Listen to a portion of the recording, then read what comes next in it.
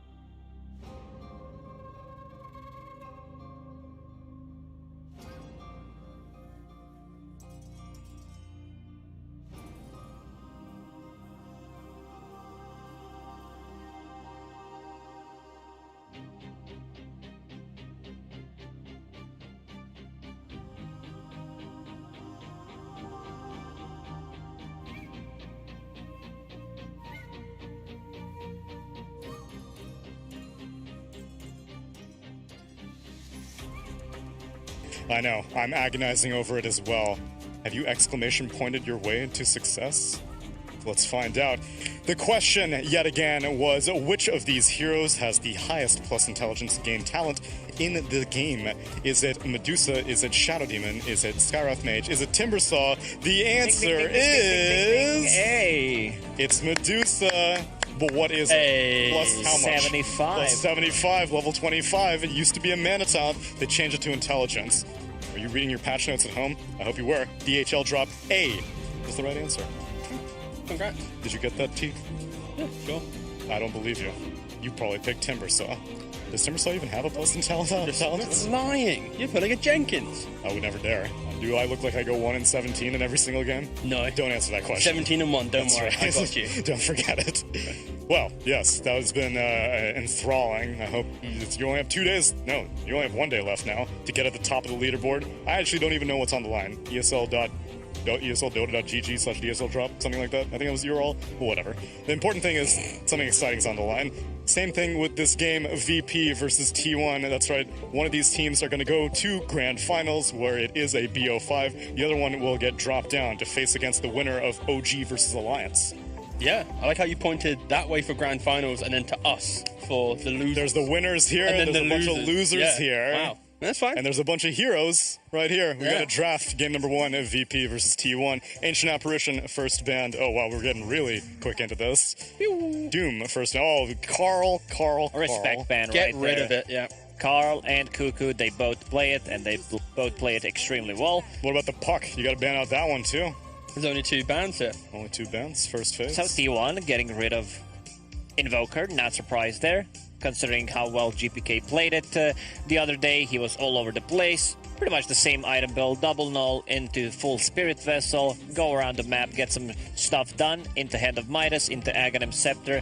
You are able to scale, get that Cataclysm. Why do I think it's called Exorcism for some reason? I don't know. But There was just a Death Prophet game, so maybe it's all up there in your head. But yeah, I think more importantly is the fact that T1 is a team that actually doesn't really gravitate towards playing Ancient Apparition that much, especially in the first phase, maybe later on. So they themselves have to ban it out. Virtus.pro, of course, like we mentioned, they ban out the Doom, and now they're currently thinking what else to ban. Traditionally, teams against T1, they ban DK or Nyx, Viper, Enchantress. Lion. The Lion. Okay, that's respect. Wyvern's still in the pool. Viper's still in the pool. Okay. Nice. All right. Aoi claimed that his favorite offlane Viper performance from the entire animation was from Cuckoo. And that was because of the Treads Scarlet style build. He says that this whole Rod style build is trying to turn Viper into a hero that it's not his forte. But killing people, Dragonlance, Treads, that's what Viper excels at. yeah, it makes you tanky, makes you have another way of slowing people down, keep them in place. I think it might be a bit outdated. So Virtus.pro opening up with their favorite hero, pretty much going with the Enchantress. I believe we had an interview. Was it Cuckoo who said that? Or no, it was Zephyr who said, you know, they were playing against the Enchantress the other day. They felt comfortable going into the late game because of the Enchantress. Like, she doesn't really scale well as a position 5 or 4. You know, just you are able to deal damage, but mostly it's early and and the mid-game damage. Unconventional. A double support opening from second pick. Normally it's like the idea of like a big core plus, you know, support, trying to keep things a bit more open. This is just very much, we're going to have heals, and this is where, like, T1, realistically, if you do play AA, you just pick it, right? It's banned. Oh, yeah. Never mind. Anyway, moving on. That's why it's banned. We literally already said that. You know, I would not be surprised if they pick something like Spectre straight away, because I don't think it will survive the second banning stage, considering you have Enchantress plus Wyvern. Like, these heroes don't do anything to Spectre at all, and you want to be able to jump the back lines, especially the Wyvern. 23 is acting awful quiet here. You know, wait, there's still Timbersaw in the pool. I don't mind seeing Timbersaw here as well, against the Enchantress, against the Wyvern. Get on top of him. You kind of take the flex potential from the Timbersaw, though, don't you? The Viper doesn't really That is correct. So maybe leaving that open. Is it going to be a Carl hero? I think generally Viper feels more cuckoo-ish. And they go for the Nyx. Yeah, that's fair. I like the idea of the Nyx here is the Viper first pick kind of forces VP's hand a little bit in regards to what they can open with. They don't really want to go instantly for the tanky boys, and then you get the Nyx after that. It opens up for a strong laning, where if Viper is off lane, Nyx is one of the best enablers for that, because we haven't seen many melee heroes in 4 position, but that's because of, like, the off lanes also being the melee boys. But now, if you go for the ranged off lane, you want to have that Nyx assassin, you want to have that Clockwork style hero to have that kill threat within laning phase. You might start thinking about getting a ranged carry hero for Virtus.pro, something like a Luna potentially. Terrorblade already banned out. Playing into Viper, most likely. Still a flex pick. Viper plus Nyx Assassin, ton of pressure, 1 stun, 2-3 slows coming up from Viper. They ban out Morphling. We didn't see too much of a Morphling, right, in this tournament? Yeah, I'm surprised because we have a lot of players who have signature Morphlings. 23 Savage. Exactly. But that's the best thing I think about T1 is some teams with him joining, they'd have gravitated towards that very quickly, but like they haven't leaned on this hero to be like the reason why they are so dominant. I credit that to March. I think March is like, you need to expand your hero pool, Exactly. dog. Naga Siren. Okay. Another illusion carry. So maybe looking for a carry that excels in single target. Ursa, been relatively popular these days. Wraith King.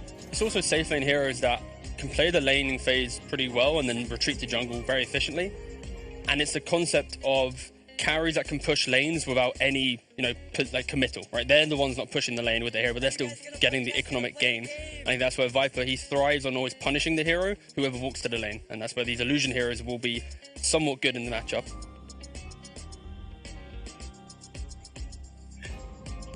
They're dipping in. Reserve time for Virtus Pro. I think they got a bit confused by this Naga Siren ban. It might be like, what are they aiming for? Both of these are illusion carry heroes.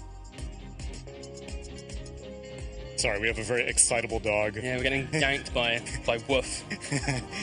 We're hearing some wowies. If the stream can't hear this, we're just delusional at this point. Arf! Oh, there it was. There it is. Where's Lycan at, huh? Where's the only dog hero in all of Dota? Thank God Necrogoat got removed. Therefore, right. Dog also got removed. But then Dog came back with Armlet Plus, the Echo Saber, the slap down. Where's tops and mid Lycan? That's a good point, Echo Saber. Give me that Echo Saber build. Yeah. That's what I'm talking about. Orchid BKB on Lycan. Did Virtus Pro disconnect or what's going on? 30 seconds reserve time left. Come on, boys. The last ban. Ban time. They are mainly showing webcams of T1. Not even the last ban. 20 seconds. Oh, there it is. Chilling. Medusa. Okay. I think the key theme of VP's bans right now, it's the big cause that 23 Savage likes to play behind this big wall of aggression. Like when you pick Nyx Viper in your first phase, you are going to have a dominant laning phase, and you're going to look to pair up with +1 and just start sweeping across the map. Like Ench, Wyvern, they aren't going to be ones that dominate their lane. Ench, can with the correct partnership, but yeah, and Centaur. Yeah, VP 100% are playing for reactionary Dota right now. They just pick Centaur into Nyx Assassin. You hit him from Vendetta with the Carapace on, retaliate, damage kicks in. There's your first stun, and then you can follow it up with the Impale. So not the greatest matchup. And Carl Puck still available in the pool. They literally have no stuns. This is like Centaur stun. You can easily dodge it. This is 100%. It should just be like Phoenix into Puck, right? They go, oh.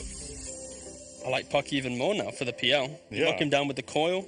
I mean, T1 specifically banned out 2 illusion carries that they were not worried about, and then they banned out Broodmother afterwards. So it seems they have a plan for PL.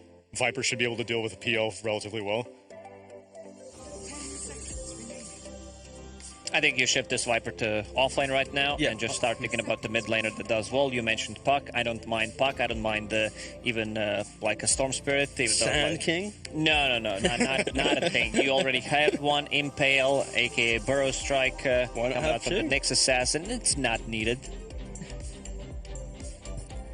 Yeah, realistically, like T1 like even Ember Spirit sounds fine. Your shield gets purged off by Enchantress. Wait, but isn't Leshrac also very, very strong? But then it reduces the catch and team fight, but more just the run at you mentality of win a lane and run throughout the map. They have no tower damage whatsoever at the moment, so they might need to start thinking about it. Like even if you want to get something like a Dragonite, it's not bad. He doesn't get any damage from the PL. It also has a built-in cleave, level 12, level 18. Not enough burst damage for Dragonite either. Oh, the splash. I was just like, wait, are there level 12 talents on Dragonite that I'm not aware of? Yeah, just the splash damage. I got you. Lesh or Puck. This is kind of what I'm gravitating towards. Yeah, the magic damage is going to be good against Enchantress as well. So, and Cold Embrace. T1's opening just looks so scary. Just because of the simplicity of laning phase right now. And you have a ton of damage that goes through Cold Embrace. You have Viper, you have Phoenix Sunray, Fiery Spirits. I'd say more than enough. And they do go for the Leshrac, okay. The key thing here for VP and why they picked the PL with confidence was the fact that T1 only has one stun, right? They now have a second with Leshrac, but these are really easy stuns for PL to doppel away from. And if he can cut out the fight, that's where he'll have his kind of big shining moment. But because T1, they go for the Leshrac, opting away from the control of Puck, it's the fact that the Leshrac will just run into the PL. It doesn't matter if you don't have stuns, because if you put him to half HP just with an ultimate, like, he's going to have a difficult time to get T1 really You only have 1 day left now to get at the top of the leaderboard. I actually don't even know what's on the line. ESL.gg/DSL drop, something like that. I think it was your all. Whatever. The important thing is something exciting's on the line. Same thing with this game of VP versus T1. That's right. One of these teams are going to go to grand finals where it is a BO5. The other one will get dropped down to face against the winner of OG versus Alliance.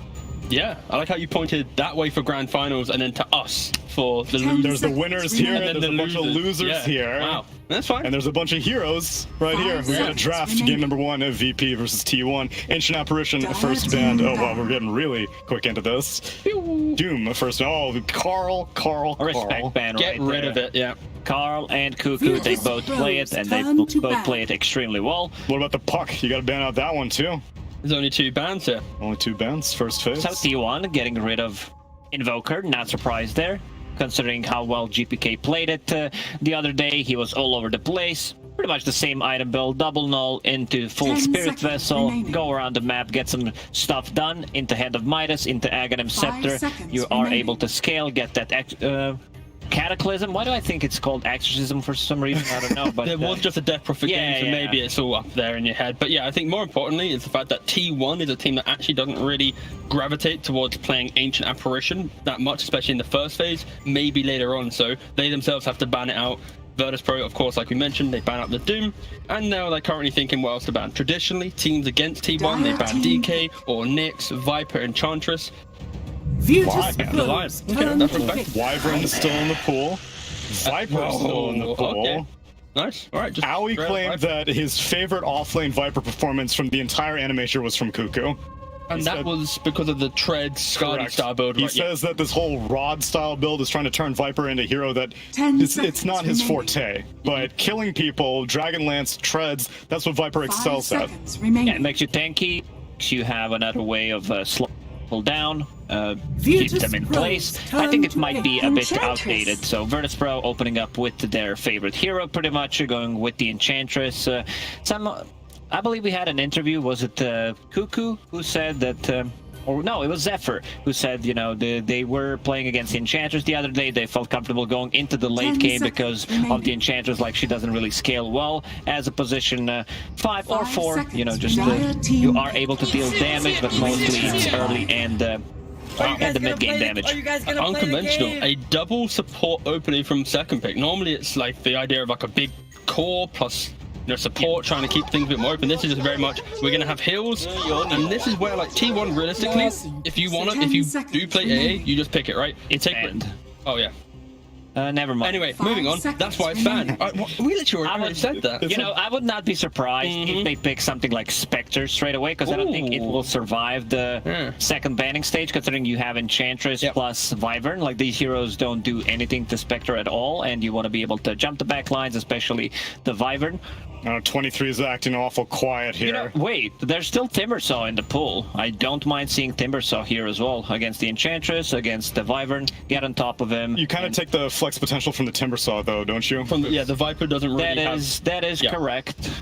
So maybe leaving that open. Is it going to be a Carl hero? I think generally Viper feels more cuckoo-ish. And they go for the Nyx. Yeah, that's fair. The idea of the Nyx here is the Viper first bit kind of forces VP's hand a little bit in regards to what they can open with. They don't really want to go instantly for the tanky boys, and then you get the Nyx after that. It opens up for a strong laning, where if Viper is off lane, Nyx is one of the best enablers for that, because we haven't seen many melee heroes in 4 position, but that's because of like the off lanes also being the melee boys. But now if you go for the ranged off lane, you want to have that Nyx assassin, you want to have that Clockwork style hero to have that kill threat within laning phase.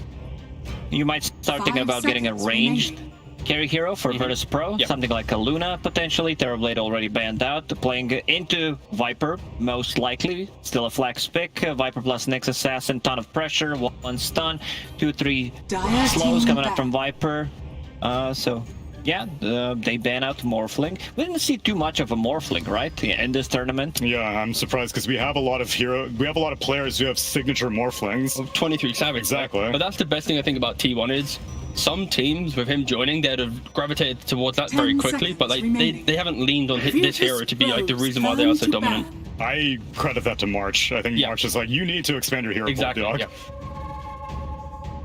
Naga Siren. Another illusion carry. So maybe looking for a carry that excels in single target. Ursa, been relatively popular these days. Wraith King. It's also safe lane heroes that can play the laning phase pretty well and then retreat to jungle very efficiently. And it's a concept of carries that can push lanes without any, like committal, right? They're the ones not pushing the lane with the hero, but they're still getting the economic gain. I think that's where Viper, he thrives on always punishing the hero, whoever walks to the lane. And that's where these illusion heroes will be somewhat good in the matchup.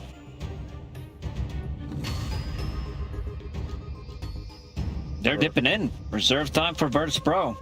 I think they got a bit confused by this Naga Siren ban. It might be like, what are they aiming for? Both of these are illusion carry heroes. Sorry, we have a very excitable dog. Yeah, we're getting yanked by Woof. Hearing some wowies. If the stream can't hear this, we're just delusional at this point. Arf! Oh, there it was. There it is. Where's Lycan at, huh? Where's the only dog hero in all of Dota? Thank God Necrobot got removed. Therefore, right. Dog also got removed. But then Dog came back with Armlet plus Echo the Echo Saber, the Slapdown. Where's tops and mid Lycan? Oh, that's a good point. Echo Saber. Give me that Echo Saber build. Yeah. That's what I'm talking about. Orchid BKB on Lycan. Did Virtus Pro disconnect or what's going on? 30 seconds reserve time left. Come on, boys. Ban time. They are mainly showing webcams of T1. Not even the last ban. 20 seconds. There it is. Medusa. Okay. I think the key theme of VP's bans right now, it's the big call that 23 Savage likes to play behind this big wall of aggression. Like when you pick Nyx Viper in your first phase, you are going to have a dominant laning phase, and you're going to look to pair up with +1 and just start sweeping across the map. Like Ench, Wyvern, they aren't going to be ones that dominate their lane. Ench, can with the correct partnership, but yeah, and Centaur. Yeah, VP 100% are playing for reactionary Dota right now. They just pick Centaur into Nyx Assassin. You hit him from Vendetta with the Carapace on, retaliate, damage kicks in. There's your first stun, and then you can follow it up with the Impale. So not the greatest matchup. And Carl Puck still available in the pool. They literally have no stuns. This is like Centaur stun. You can easily dodge it. This is 100%. It should just be like Phoenix into Puck, right? So you go, oh. I like Puck even more now for the PL. You knock him down with the coil. I mean, T1 specifically banned out 2 illusion carries that they were not worried about, and then they banned out Broodmother afterwards. So it seems they have a plan for PL. Viper should be able to deal with the PL relatively well. 10 seconds remaining. I think you shift this Viper to offlane right now and just start thinking about the mid laner that does well. You mentioned Puck. I don't mind Puck. I don't mind even like a Storm Spirit. Sand King? No, not a thing. You already had one Impale, aka Burrow Strike, come out from the Nyx Assassin. It's not needed. Yeah, realistically, like T1, even Ember Spirit sounds fine. Your shield gets purged off by Enchantress. Wait, isn't Leshrak's also very, very strong, but then it reduces the catch and team fight, but more just the run at you mentality of win a lane and run throughout the map. They have no tower damage whatsoever at the moment, so they might need to start thinking about it. Like even if you want to get something like a Dragonite, it's not bad. He doesn't get any damage from the PL. It also has a built-in cleave, level 12, level 18. Not enough burst damage for Dragonite either. Oh, the splash. I was just like, wait, are there level 12 talents on Dragonite that I'm not aware of? Yeah, just the splash damage. I got you. Lesh or Puck. This is kind of what I'm gravitating towards. Yeah, the magic damage is going to be good against Enchantress as well. So, and Cold Embrace. T1's opening just looks so scary, just because of the simplicity of laning phase right now. And you have a ton of damage that goes through Cold Embrace. You have Viper, you have Phoenix Sunray, Fiery Spirits. I'd say more than enough.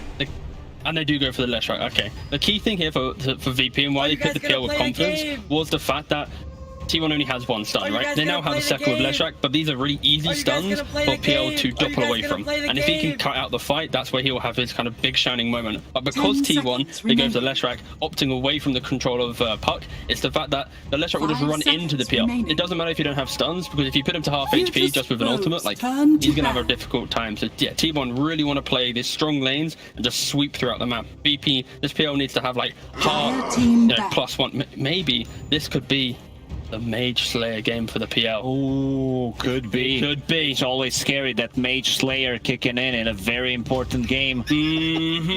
Sarcasm bleeds throughout the voice, but actually this game, it could actually be good because the Magic Resist, you're here that locks onto the targets, lock onto Viper or Leshrac. You can keep your illusions alive. But, you know, maybe we see it, maybe we don't. 5 seconds remaining. 23 Savage doesn't really have a history of playing the Leshrac, so chances are that they're looking for a carry hero. Last for T1, a lot of them banned out.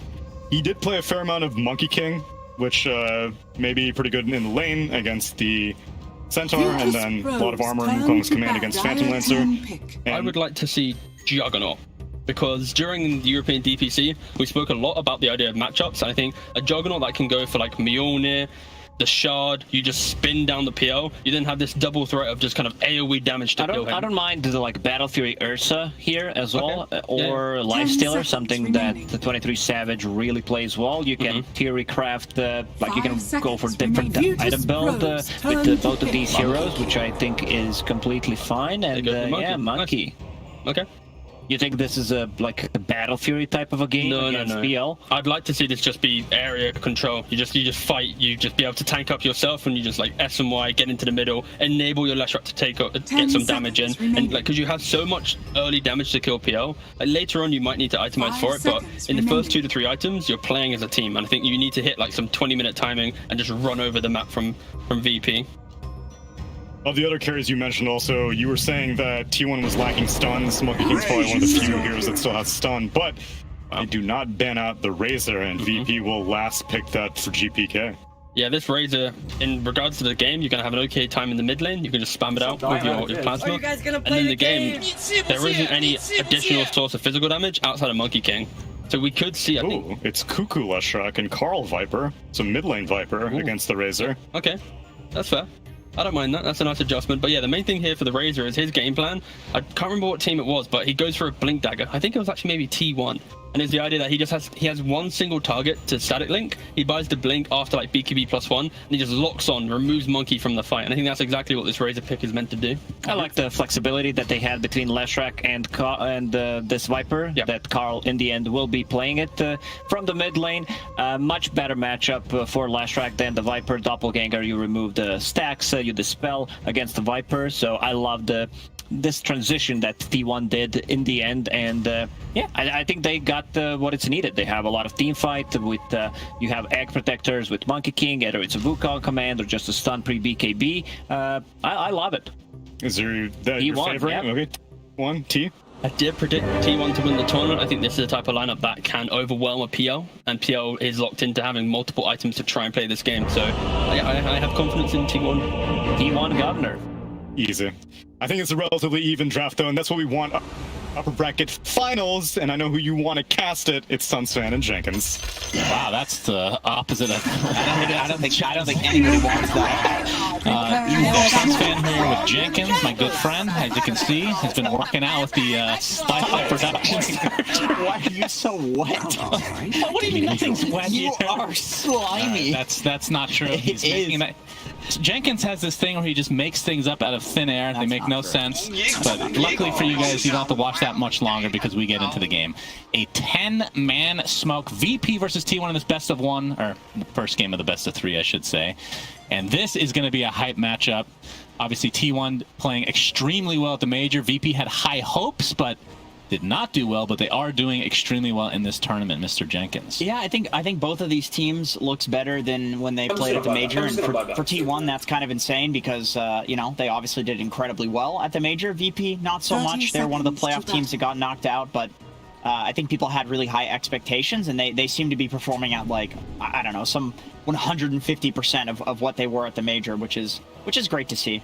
Do you agree with the assessment that from VP's perspective, it was more of like these LAN jitters I mean, they do have some young players on their team. I think the oldest was 21, I want to say. Like that. Yeah, pretty freaking young. That's like dinosaur age, grandpa level stuff right there. Yeah, pretty much. As we're going to see, Boundary Rune's taken.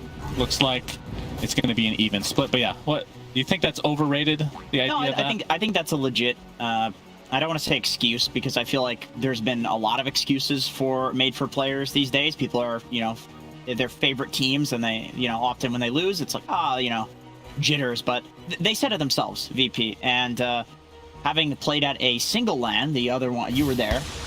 I can say that it's a very different environment in my expertise. Yeah, that WCA performance by the great Leviathan, where you, I believe, got into the next stage because there was a team missing from action. The flight got canceled. Oh, that's what it was. So Newbie could not show up, and we made it out of the group stages, which was very good for us. Just the highlight of your career. Yeah. As we see GPK versus Carl in the mid lane. Okay, Razor versus Viper. Viper this year that we've seen. I mean, both heroes really kind of serve in a similar role in terms of the draft, where you pick it up and you don't exactly know what position they are. As we're going to see Whitemon end up dropping here. So DM getting the first blood overall. But we can talk about this mid matchup, Razor versus Viper. Tell me about it.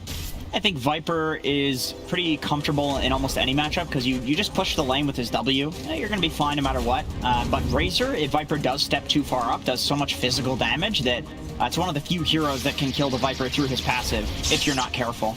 As we see the static link come out here for GPK, but didn't last too long.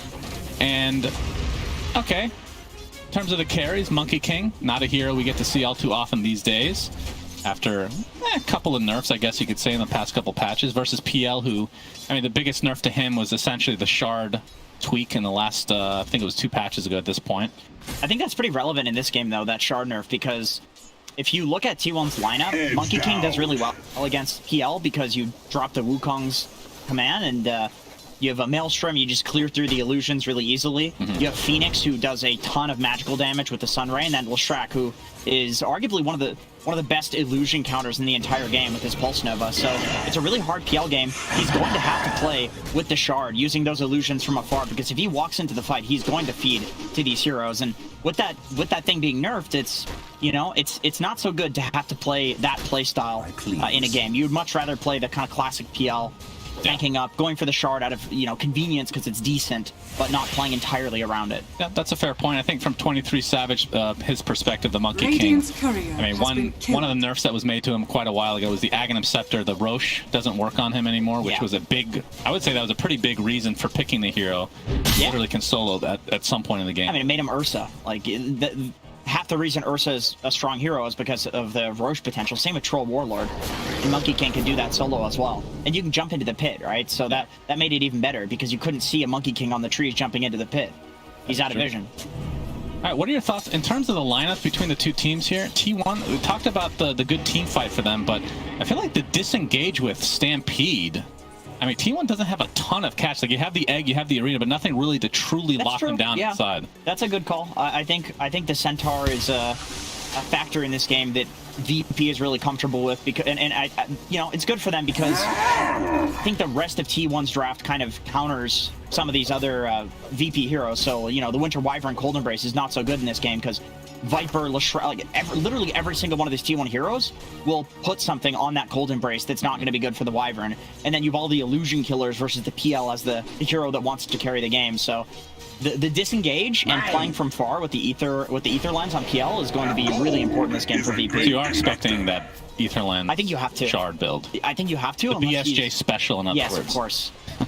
he likes losing pubs with very bad builds. Okay, well, you're now telling me that now it's good. Oh, now it's good. Yeah, I see. Even after the nerf. To the and he doesn't build it now that it's good. Because well, he's just a hipster. Exactly. That's all there is to it. Okay. Yeah.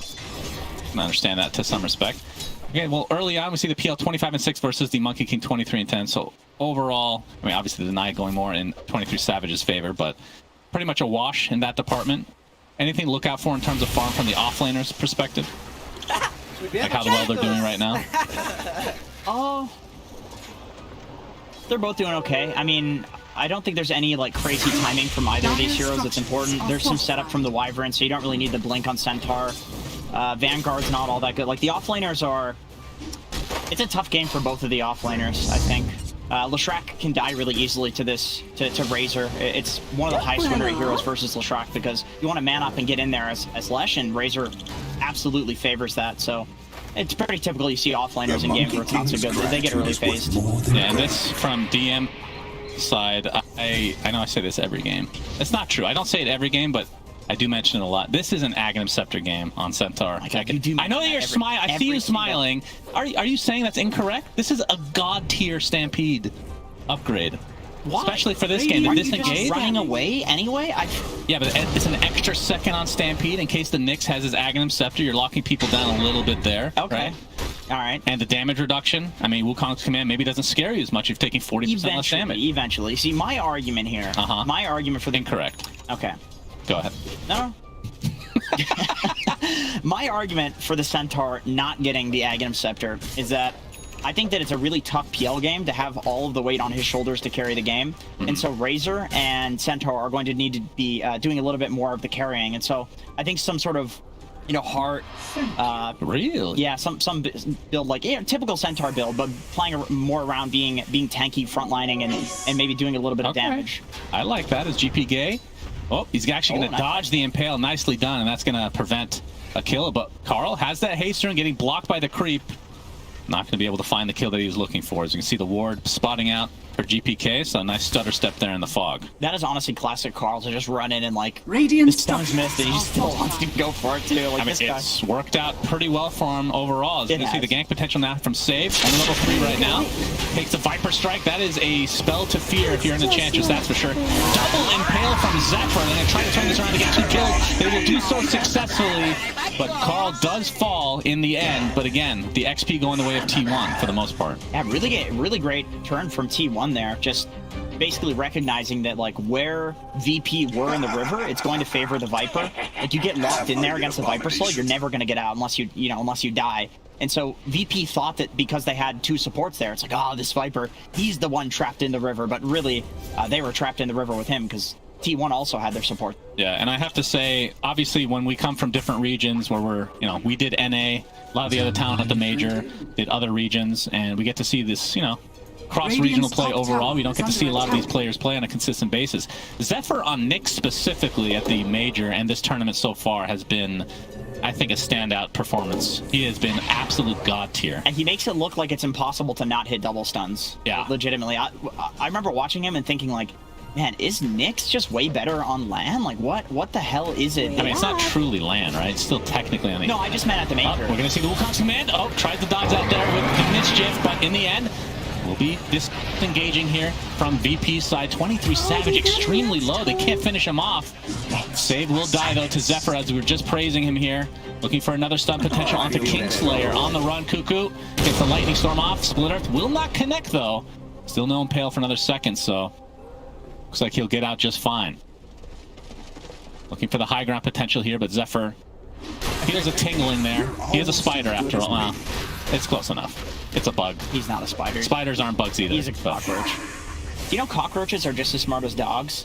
I don't know if that says it's something about the cockroach intelligence or how dumb dogs are. I did not know that. I'm just going to choose not to believe it because that creature really scares me. Dogs? Yeah, that's the one.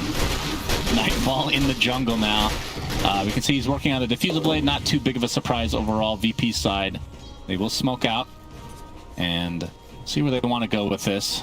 They're in the bottom area of the map, but I'm sure they're going to find... I mean, 23 Savage is down here, but he is on the tree. And, yeah, using the tree dance to get away to safety. Yeah, they knew that this was going to be a triangle smoke. Okay. Really good game sense from them. That was a 6 scan. And that's going to prevent any kills coming away from VP's side. So, well played from T1 overall. You see a little jungle stack being taken out by DM and GPK on the other side doing the same. GPK looking for the BKB as actually the first item. Yeah. What are your thoughts on GPK first item BKB? BKB? Yeah. I think there are certain games where one hero needs to build it, and Razor in particular is the type of hero that you never lack damage. Oh boy. Yeah, we're going to find a kill here. Viper Strike is there. Stampede, okay. Does get him out of harm's way for now. The Sunray T1 with 4 members up here secure themselves another kill. Crazy. Even with a hood, he dies. And Cuckoo just rotating. with that max edict. This is the annoying thing about offlane the Shrek is that you can do little plays like that sitting in the trees, and you're not wasting your time because, let's be real, if you're an offlaner, your time's pretty worthless anyway. Yep, this is true. 23 Savage going to get the Wukong's command, but it's going to be a full static link applied to him with the Arctic Bird on the side. But with reinforcements from T1, I think VP is going to disengage as well. But they do get a big cooldown there for the Monkey King. That's cool that he just kind of used it for the armor on the ring, and GPK not having the ulti available means that there's no way to shred through that armor. So even though he got a really good static link off, it's only level 2, and the armor meant that it did kind of deceptively low damage. Mm-hmm. Yeah, but let's go back to this GPK first item BKB because, I mean, I'm not saying BKB is bad necessarily, but first item is not something we see all too often, I want to say. I'm just going to say Razor, to me, is like the single most hero where if you don't have a BKB at the right time, the rest of your game is just worthless. You fall off so goddamn hard. Oh boy. Yep, Zephyr gets off that Vendetta, and with Whitemon's help, able to take out Save. Dude, these supports are just everywhere for T1. They've been playing so well. Every single kill they're involved with. Literally. Look, 1-0-4.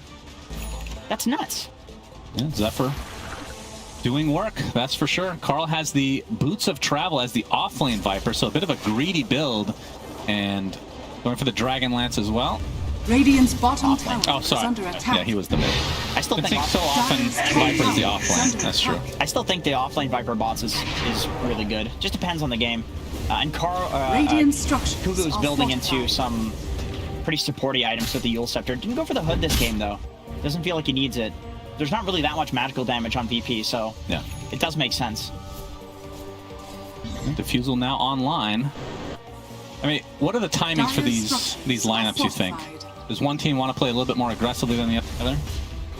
I think you definitely, if you're VP, you really want to do something around this diffusal timing because you don't want to go late game against all of these illusion killers. I might have a fight here though. GPK taking over harassment Cuckoo in the meantime, putting himself in harm's way with that tier 1 tower until Zephyr gets brought down by GPK. Finally, the reign of Nyx Assassin comes to an end. It's going to cost them Cuckoo as well, as we see the Winter's Curse onto Whitemon. Doesn't have dive, does have egg, but obviously they would have killed it anyway.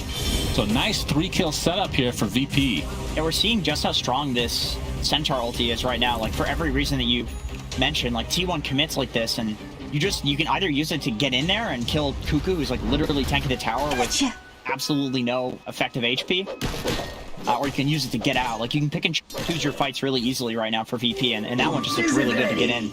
Yeah, and DM is about to pick up a Blink Dagger, so Centaur initiation will be online as well. Zephyr trying to find Kingslayer here, has the Vendetta, gets it off with the Impale, and with Carl's help.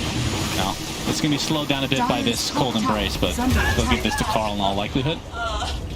They really tier 1 tower the Wyvern for T1. Like, all of these heroes, if you're Cold Embrace in front of a Viper, he's just so happy that you did that. You just get 5 stacks instantly. 23 Savage gets off his Wukong's command. That's going to help set up another kill for VP. Or for tier 1, or T1, tier 1. Well, they are tier 1. And they defended the tier 1, but then they denied the tier 1. That's true. Which is, in essence, defending the tier 1. Yeah, exactly. In the end. You're going to lose it on the next push anyway, and I think oftentimes you can get baited into continuously defending your T1. Oh my god. I think you're right. I mean, we've seen position 4 Lesh as well, but obviously in the 3 position, you're going to get the Diabolical Heat a little bit faster in terms of leveling it up, but he has done a lot of work to these towers this game. Yeah, you can just do this because your time is worthless as an offlaner. It's so much fun. You can run around and suicide and side lanes and people chasing you, and it's not really worth it for them to chase you because you're such a low farm priority. Like, Carl's getting so huge on Viper. And he's actually going to finish the Hurricane Pike first. A lot of times we see the Dragon Lance into other things. Yeah, against the Razor, static link as well as getting away from the PL, who's maybe going to defusal him, Enchantress enchant. You can force people out of the Centaur stun too. Usually that ability is on like 1 or 2 heroes. You never really see these like big 5-man stomps that often. Well, DM looking for, I'm not sure if he's actually shown the Blink Dagger for the Centaur, but see if they can find some sort of initiation play here. I mean, they have a lot of relatively low cooldowns, I want to say, for VP, so it's not like one of these lineups that you have to just reset after a big fight for a long period of time at least. There's the Blink initiation. They find it. The Sentry a little bit late, but Zephyr is getting pressured here, and Yeah, nobody really nearby, but they don't have dust, so and no more sentries to speak of. So Blink is now shown officially. This is something that I've seen a lot during the entire major and during this tournament as well. You have these like kind of tanky or hard to kill heroes literally just like sitting at the perimeter of where the enemy team is standing, like close enough that if they go on you, you can survive, and far enough away. Oh, 23 seconds. The Arctic Burn with the Woodstock Stampede to follow, and the curse, but heals coming out from Whitemon. That's going to scare VP away. That's a pretty cool bait, or a pretty cool play there, though, from VP. I don't think they ever intended to kill him. There was no damage dealer there. They were legitimate. I mean, maybe using the Winter's Curse is a little committal, but still, it's cool to see that like they know they don't have any damage dealer.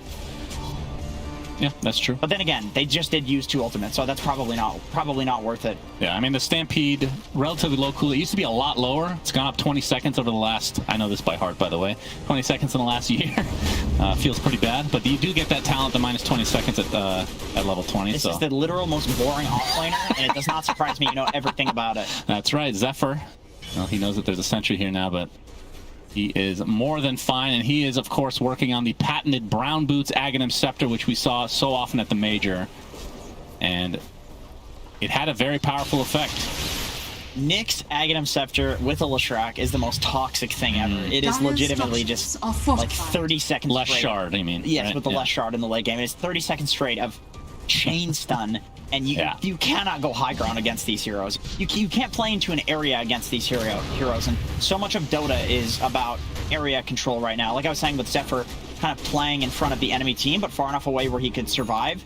It's like he's just extending his team's ability to farm by doing that. Because they're going to go on him first. That's actually an interesting point, though, because VP, if you look at their lineup, they don't actually have the greatest high ground push. It's Cuckoo. And they got the splitter. The static link applied, and there's the Winter's Curse, and the heals coming from the side from Whitemon. Will it be enough into the egg to follow likely? But no. They're first going to get the kill onto Cuckoo. So that's a big kill overall for VP as they clean up yet another. And inside this Wukong's command, 23 Savage trying to save Zephyr. He'll do so successfully, but now they're on the retreat. VP with a 1k deficit here. Looking for this tier 1 tower probably is, I believe, T1 are just out. Dire's middle tower is under attack. He's invisible, though. Still has Viper Strike. Doppelganger might confuse them a bit here. Radiant's top tower Dust is actually popped, but yeah, he's out of range Dire's now. middle tower the sentry, is I under see it. attack.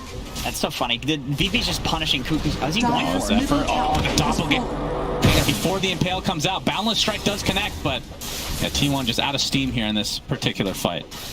But yeah, talk to me about this high ground push potential. Here, You're gonna see the impact move. Cuckoo. Why? Yeah, he's in the middle of nowhere, for sure. Okay. That is a Radiant's long static middle link. tower has I mean, that's the fallen. beauty of this combo as well. That's something we didn't really mention. You can get a free static link pretty much every time. Oh yeah, he's doing like 300 damage per hit.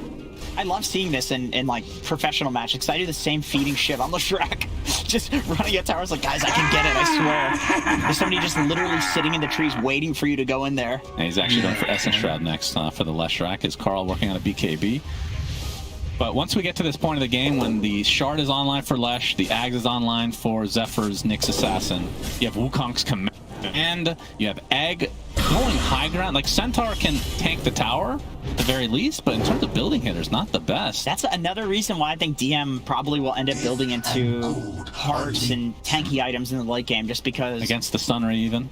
Yeah, I mean, I don't think the Sunray is enough to... Like, what else are you going to go? I mean, I suppose you could go for some Satanic if you think you're going to be right-clicking people. Or you could get Ags to go up high ground on a different path than you're to, and then initiate on them in the back. That's so smart. That's right. You have the Impale. Viper Strike to follow. This looks like the death of DM. Gets off the Stampede, but really to not much avail. But it looks like VP still want to fight here. We see the impetus going to work with Whitemon. It looks like he's going to survive. A nice split art, keeping save in place, and that is a double kill for Carl. See if they push after the fact. But yeah, and on the other side, T1, they have a really good push. So we talked about Diabolic Edict. I mean, they have a lot of good team fight as well, but with Viper, potential Shard, that's minus armor to the towers, that's... I mean, if you lose one fight, this is a super fast Rax for sure. See this beautiful Spike Carapace. I mean, this is the reason that... This is literally the reason Nyx is picked. both for the, obviously the invis giving you a lot of vision and whatnot, but the spike carapace has got to be the #1 skill. And once again, it's just the two supports setting up. Every single fight is just this is just the support setting up, and then Viper TP's in and is the damage source. It's really cool to see supports carry like this. We've seen Whitemon here. Working on the... Oh, actually... Is he actually working on that? Yeah. Holy Locket. He's getting the Holy Locket as well, so we get the heal strat versus the anti-heal strat / heal strat themselves to some degree. Is Enchantress going Holy Locket as well? Not yet. Dragonlance. Going for BKB, but... More of a position for... I'm sure Wyvern will get it at some point after the Glimmer. In all likelihood. I mean, he does have that thing is that the all-important Philosopher's Stone. Yeah, of course. That thing's getting nerfed into the ground. Holy Locket. Oh, yeah. I think just Vitality Booster and Energy Booster need to... I mean, maybe the build will be changed. Fluffy hats as well. Have you noticed that every single support in this tournament and the Animajor, if they have open slots, it's like fluffy hats or cloaks. They're never open slots anymore. Yeah, but that's probably a byproduct of the fact that everybody's getting more gold in general, right? Because if it's not that, it's always going to be some item you're going to have in your inventory. That's true. Also, just the fact that they're such cheap HP. Bracer, like, you didn't really want the other stats from Bracer anyway. Supports are buying for the HP. True. A fluffy hat is just that, except cheaper. Yeah, it's going to be pretty interesting to see what kind of patch update we get for sure. But Nightfall has the hood. He's a big boy. Almost done with the Manta style. Yeah, he is a quite large individual. He's gotten large. In this game, at least. Yeah. He's top net worth, but not too far behind is the Monkey King. He's at Stampede. Zephyr gets off the spike carapace, but Hoofstomp will still connect, and that should set up a freebie for VP. One more Spirit Lance will do it.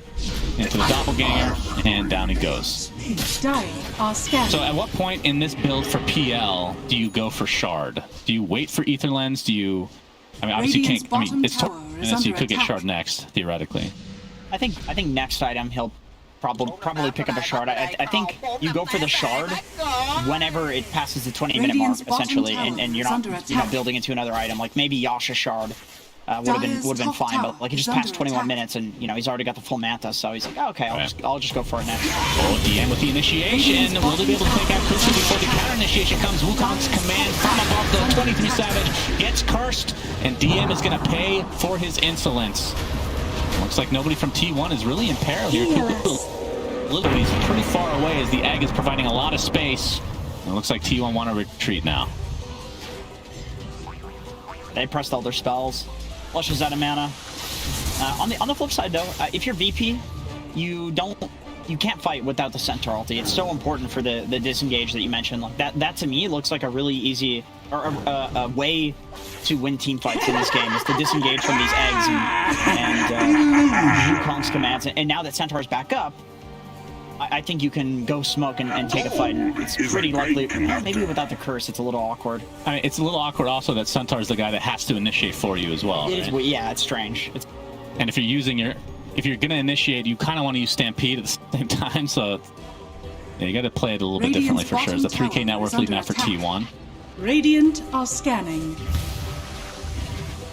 But overall, the farm discrepancy, it's not like it's basically the mid lane are the biggest discrepancy, the Razor and the Viper. That's where essentially the lead is for the most part. As we can see, successful hoof stomp onto Cuckoo, and with the Centaur coming in as well just to help out a bit. Cuckoo's a literal maniac. Creating space. That is some Shrek chaos right there. I mean, the cool thing about this hero is you can not be that farmed. You can die a bunch of times, but you still get decent farm at the very least, right? I think it functions really well too with a lot of the more supporty items like the Eternal Shroud and a Yule Scepter is not it's not as expensive as something like a BKB or a Heart, obviously, but it gives you a decent amount of tankiness on the Shrek. Bottom tower Zephyr only 100 gold away essentially from finishing Ags, and that's going to change. I feel like the complexion of this game. I mean, Roche, we haven't even talked about yet in terms of what team has the Roche advantage, but if there's a Nyx Assassin with all this AoE between Phoenix and the Monkey King, it's going to be pretty hard for VP to fight into that. If you're VP, you probably need T1 to press their ultis before you can take Roche, but even then, there's a lot of poke coming from like the Nyx Ags and the Lesh. Like once again, going back to area control, I think T1's lineup is better at that.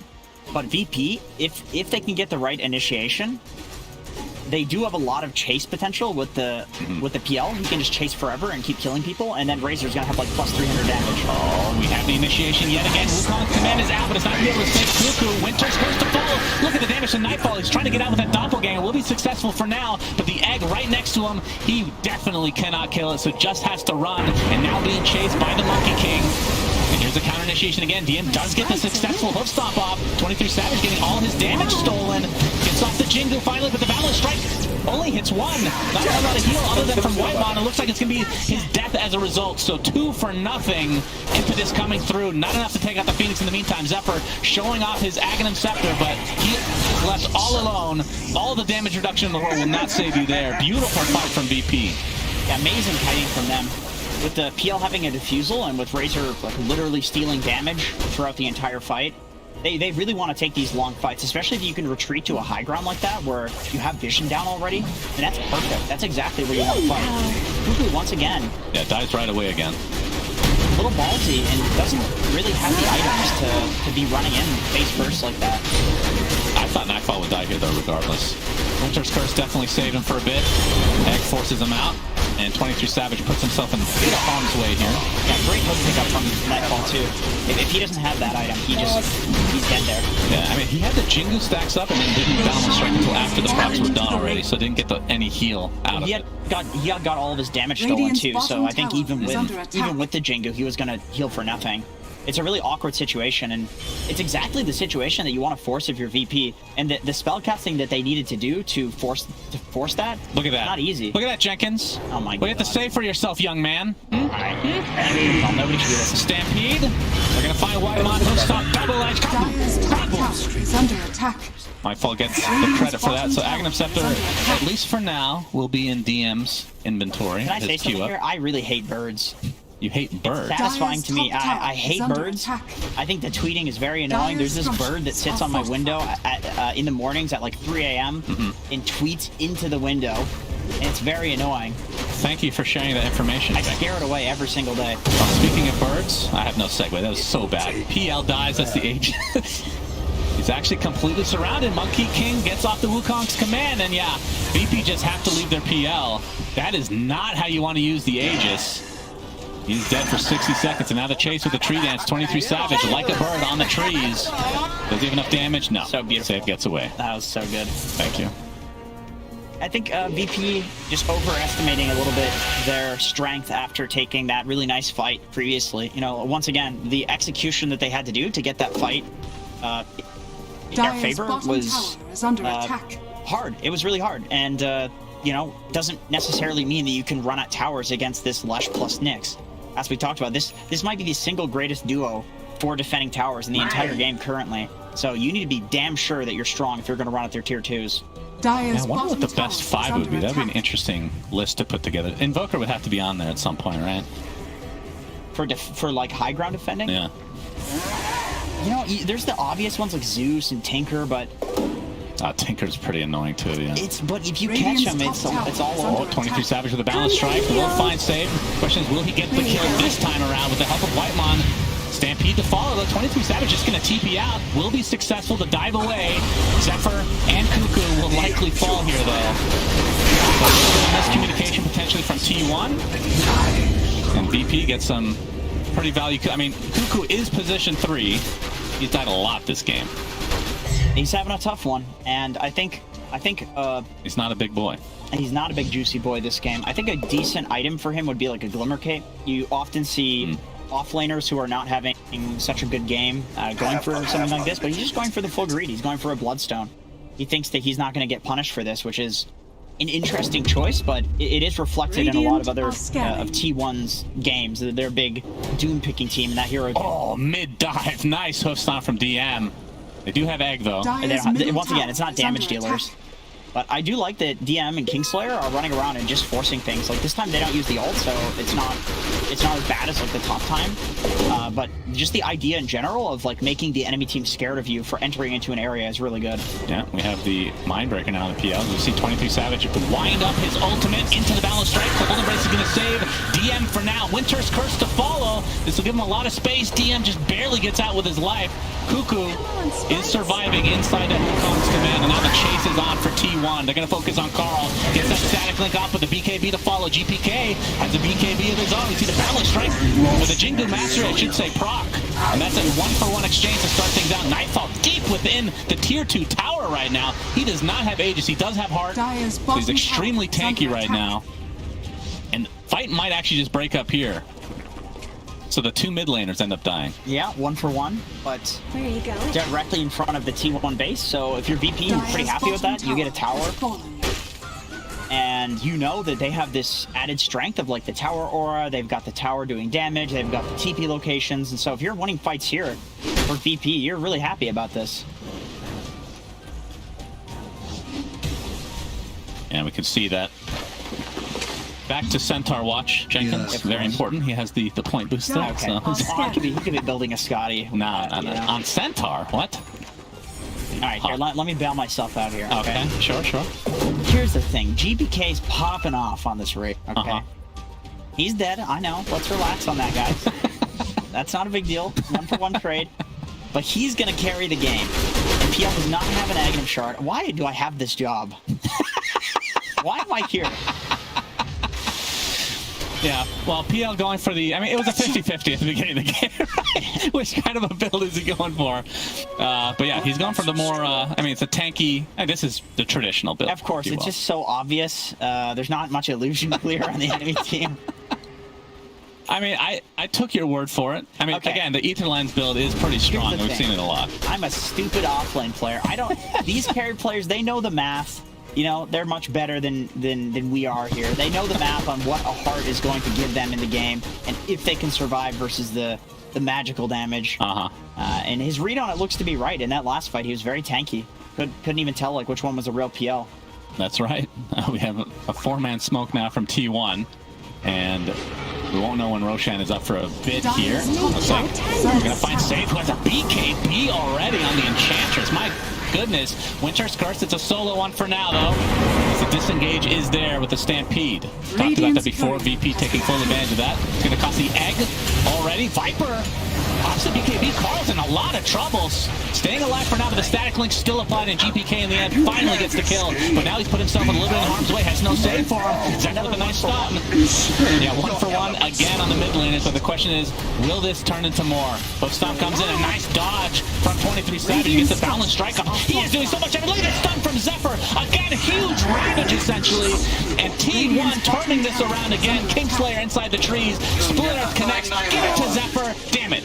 He should have gotten it. That's the MVP of that fight. My God. Okay, another reason that Zephyr's a literal god is that in every single one of these fights, you see how this PL has absolutely no mana? He's just chain mana burning him every fight. Yeah, true. And it sounds like, oh, well, that's easy. Well, not against PL. You don't know which one's the real goddamn PL. So he not only the PL can't doppel the beautiful Ravage stun because he has no mana. Thanks. You see? Yeah, we got 8 seconds for the impact move here. Just wait for it. I honestly think the mana burn is more impactful because he can't doppel. Yeah, that was a mischief attempt at the dodge there. And Save is literally on top of him. I think he gets stunned out of this too, right? Why does Impale work behind you? Why? And it's also very conveniently white mod. All right, we keep praising these supports, and they just keep doing more and more to impress us. Yeah, it's like the opposite of the caster curse. I don't know what they caster blessing this game. They were like in sync. The line of the Phoenix Sunray was just right on top of the Ravage. Yeah, conveniently. Very convenient. Almost like it was planned. But once again, the mana burn to me was just really sick. Like the PL had Doppelganger, and if he survives because he dodges the stun. They could win the fight. Yeah. PL does enough damage to kill everybody. Yeah, so now T1 with a 5k net worth lead. And we'll find out when Roshan spawns in the next 10 seconds. That's obviously going to be a big deal. As, I mean, we talked about the shards in this game, but Leshrac shard is really good. We talked about Viper. If you want to go high ground, it's a really good one. We're going to see a fight. Like Save might take a tumble here. Cold Embrace is going to keep him alive for now, but you can see the pseudo counter and the Sun Ray coming through. Nice Winter's Curse to disengage. Might actually buy enough space for VP to chillax and reset here. Sending out some illusions. Still using the cover the Wukong's command, but now VP. Perhaps they want to fight now that that big ult is down. Zephyr. He's just still there. He doesn't. Yeah, he gets the mana burn, the impale.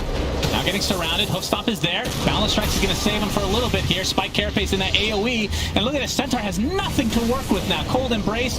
Now you're stuck within the midst of Key 1 as an entire team. Centaur is not tanking that situation. Carl just solo killing Kingslayer here? He is doing a lot from a blade, basically global range there, right? The global range attacks from Carl. Absolutely. Enchanted Quiver on top of the Hurricane Pike. Good clean stuff. I think he has a talent for that too, right? Let's see if I'm right. Yep, 100 attack range. I knew it. Of course, you are the Viper expert. Played a few games of Viper in my day.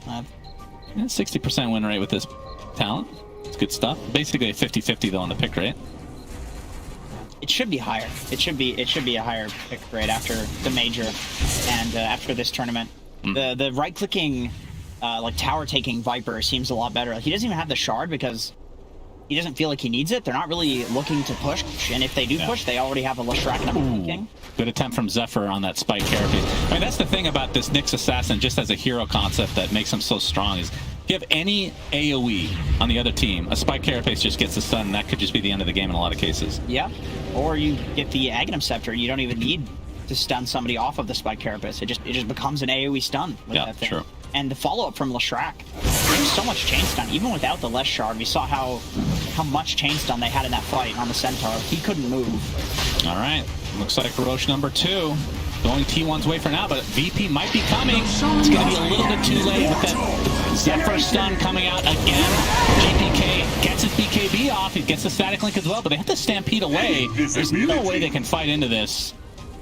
Becoming a regen rune just for a bit. Don't think they're going to be fooled by that. As, yeah, the Viper, as we kind of expected, taking... It was between him and the Lesh, but Lesh has just been, you know, he's a position 3. He can get it at some point himself, but you get the poison attack on buildings and the minus armor applied to it. It does seem like they have enough area control right now, and now they just want to take towers. 23 Savage finds save. Oh, popping that BKB and just running away. He's a gem, so that BKB... Yeah, true. Very nice. I think... 2 seconds faster. My goodness. Wow, what a record. What a stat. Speedrun BKB from Miss Enchantress herself. Great stuff. You don't see it often, but I do think BKB on supports is underrated, and it's really cool that he went for the gem immediately after picking up the BKB because he knows that there currently isn't anything to stop his BKB TP, so the gem's never going to be lost. But he won't have BKB for this potential fight here. 23 Savage with that BKB. Plenty of time to work with. And just pounding into this minus armor tower now, thanks to Carl on the backside. Zephyr, he's going to get Winter's Curse, okay. A lot of damage reduction. You can see the heal coming out from Whitemon. They're going to apply all the pressure to him if they can. The question is it going to be enough? Zephyr looks to be falling here, so that's going to be a good for VP. The egg with the Sun Ray just a little bit too late, but even if they lose Zephyr, perhaps they can still fight. No. T1 now a nice stun from DM on the back line. GPK trying to go up, but the Wukong's command is enormous with this 25 talent.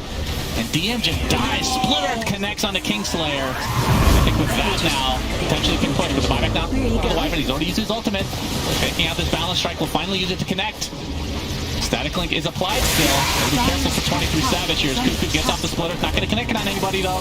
23 Savage with that Jingu Mastery. Nice Cold Embrace, but the Sun Ray to counter it. Will it be enough? It's going to be pretty close. Dives away to safe. But GPK finds his way to the grave regardless. Finally, Nightfall in the midst of things. Finally gets that Phoenix kill, but it's going to cost him so much here.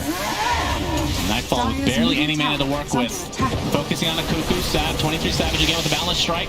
He just, I mean, still has the Aegis and still has this mega farm. Trying to find the right illusion.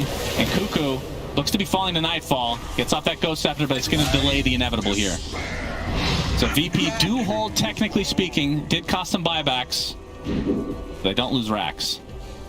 Yeah, that was an interesting fight. A whole lot of T1 wanting to get out after Zephyr died, and then VP recognizing that without him, a large portion of their disable is gone for the fight. And then T1 was just like protecting their back lines as they were trying to retreat. I don't think they really wanted to fight that. It was just like, okay, this guy's overcommitted, so let's go on the Razor. He's overcommitted, and then that basically results in T1 overcommitting, and then VP goes and they go with the Razor and they kill everybody else. It's just very awkward. And it kind of all started from Zephyr playing on the high ground there, but I think if you're in Burrow and that happens... Is he actually getting this? You don't want to exit Burrow. Is he getting what? Rapier? Yeah. He went back and forth between MKB and Rapier. Obviously, I mean, there is a butterfly on 23 Savage, so MKB would make a lot of sense, and obviously Rapier does not get True Strike anymore. Yeah. I feel like PL is one of the worst Divine Rapier carries in the game. It is. But you do get a crit talent at level 25. That is true. I'm not sure if maybe he'll go for that. We'll see. I think if he's going for the Rapier, he probably will go for that. And we can see that most of the pickups are for the Doppelganger cooldown.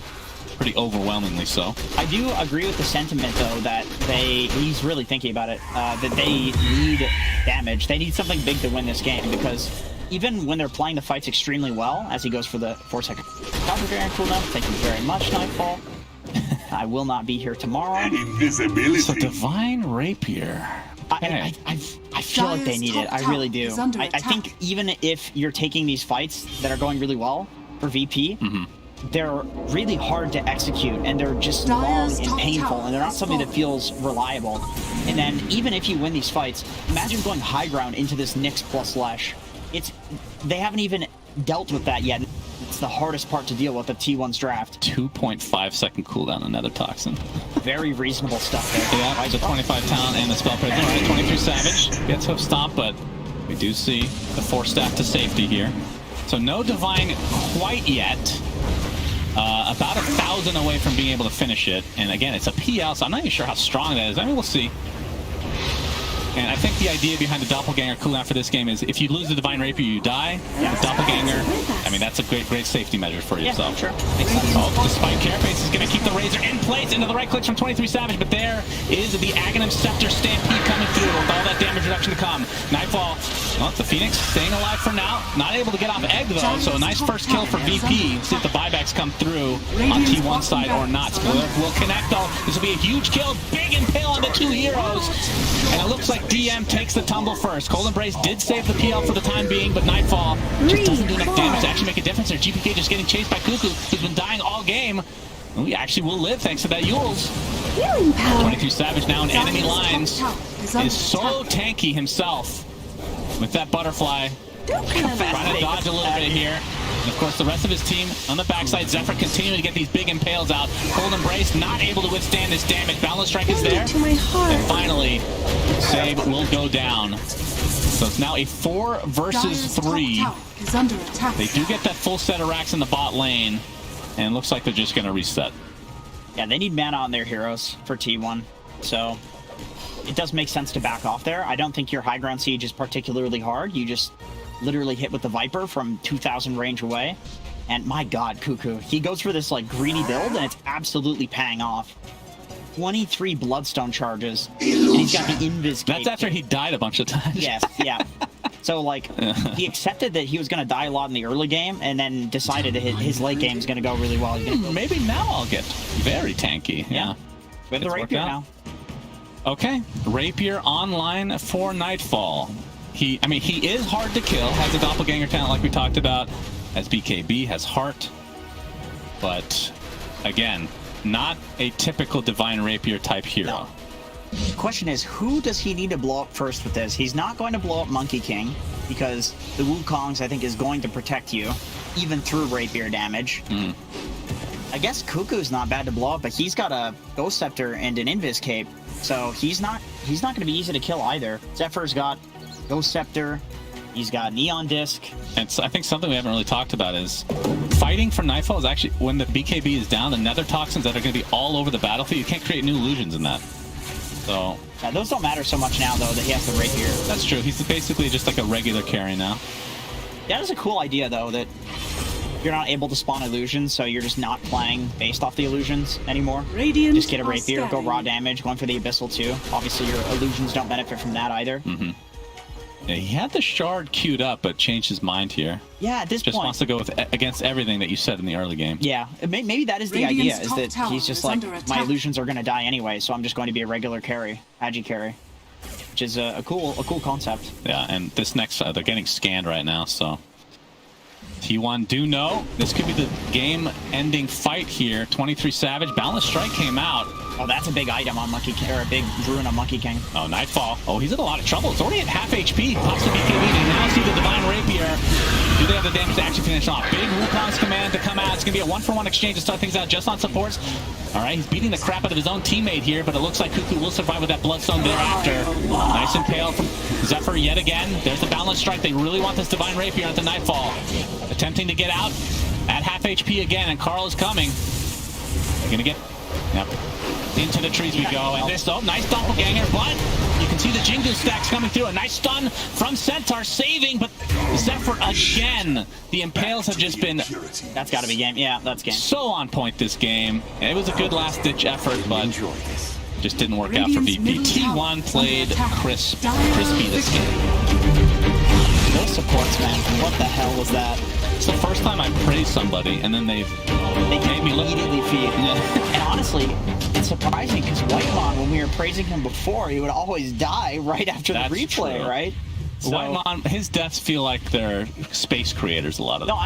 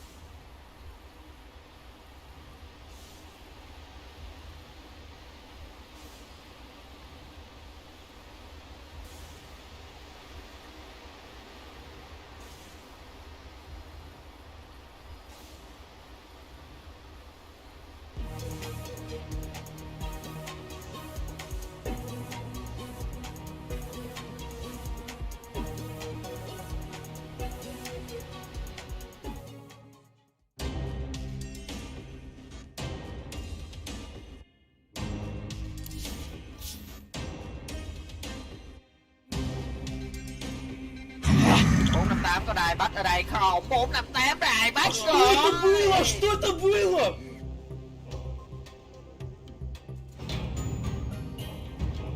This is it. We're getting very close to the final stages of this tournament.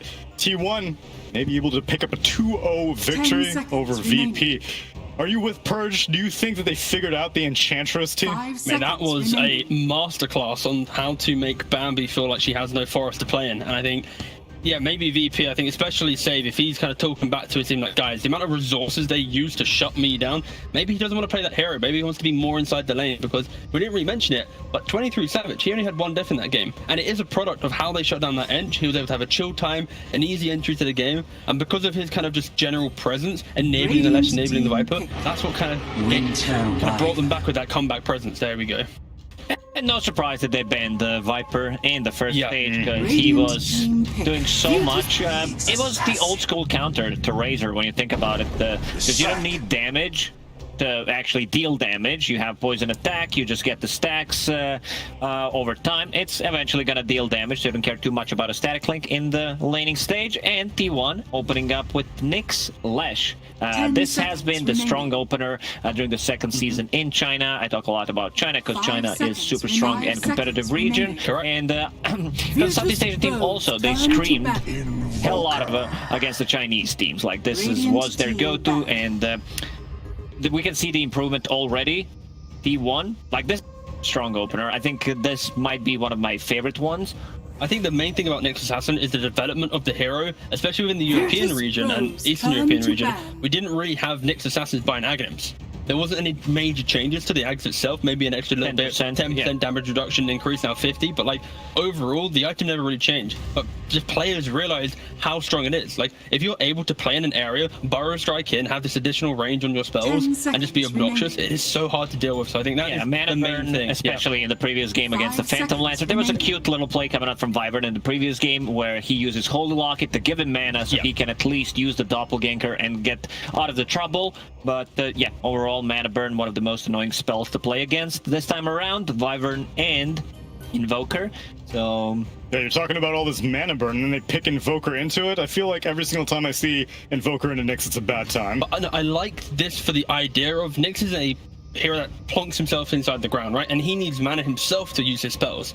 So Invoker, sure, he might get annoyed by what Nyx brings, but if he can chuck an EMP where Nyx is burrowed, like you are going to be able to completely mitigate his overall presence, right? Sure, but he doesn't have to be burrowed to be casting mana burn. He can be walking around. I know, but I mean the big picture impact, you know? We've been theory crafting in our green room. Nyx Assassin burrowed. Maybe, just maybe, get a Skyrot Mage, something that Virtus Pro really likes to have. The long duration silence, can't use spells, can unburrow, and also ton of burst potential coming out from him. Yeah, the other alternative was Doom, but Doom is banned out, so can't keep him perma-burrowed, unfortunately. Radiant team ban.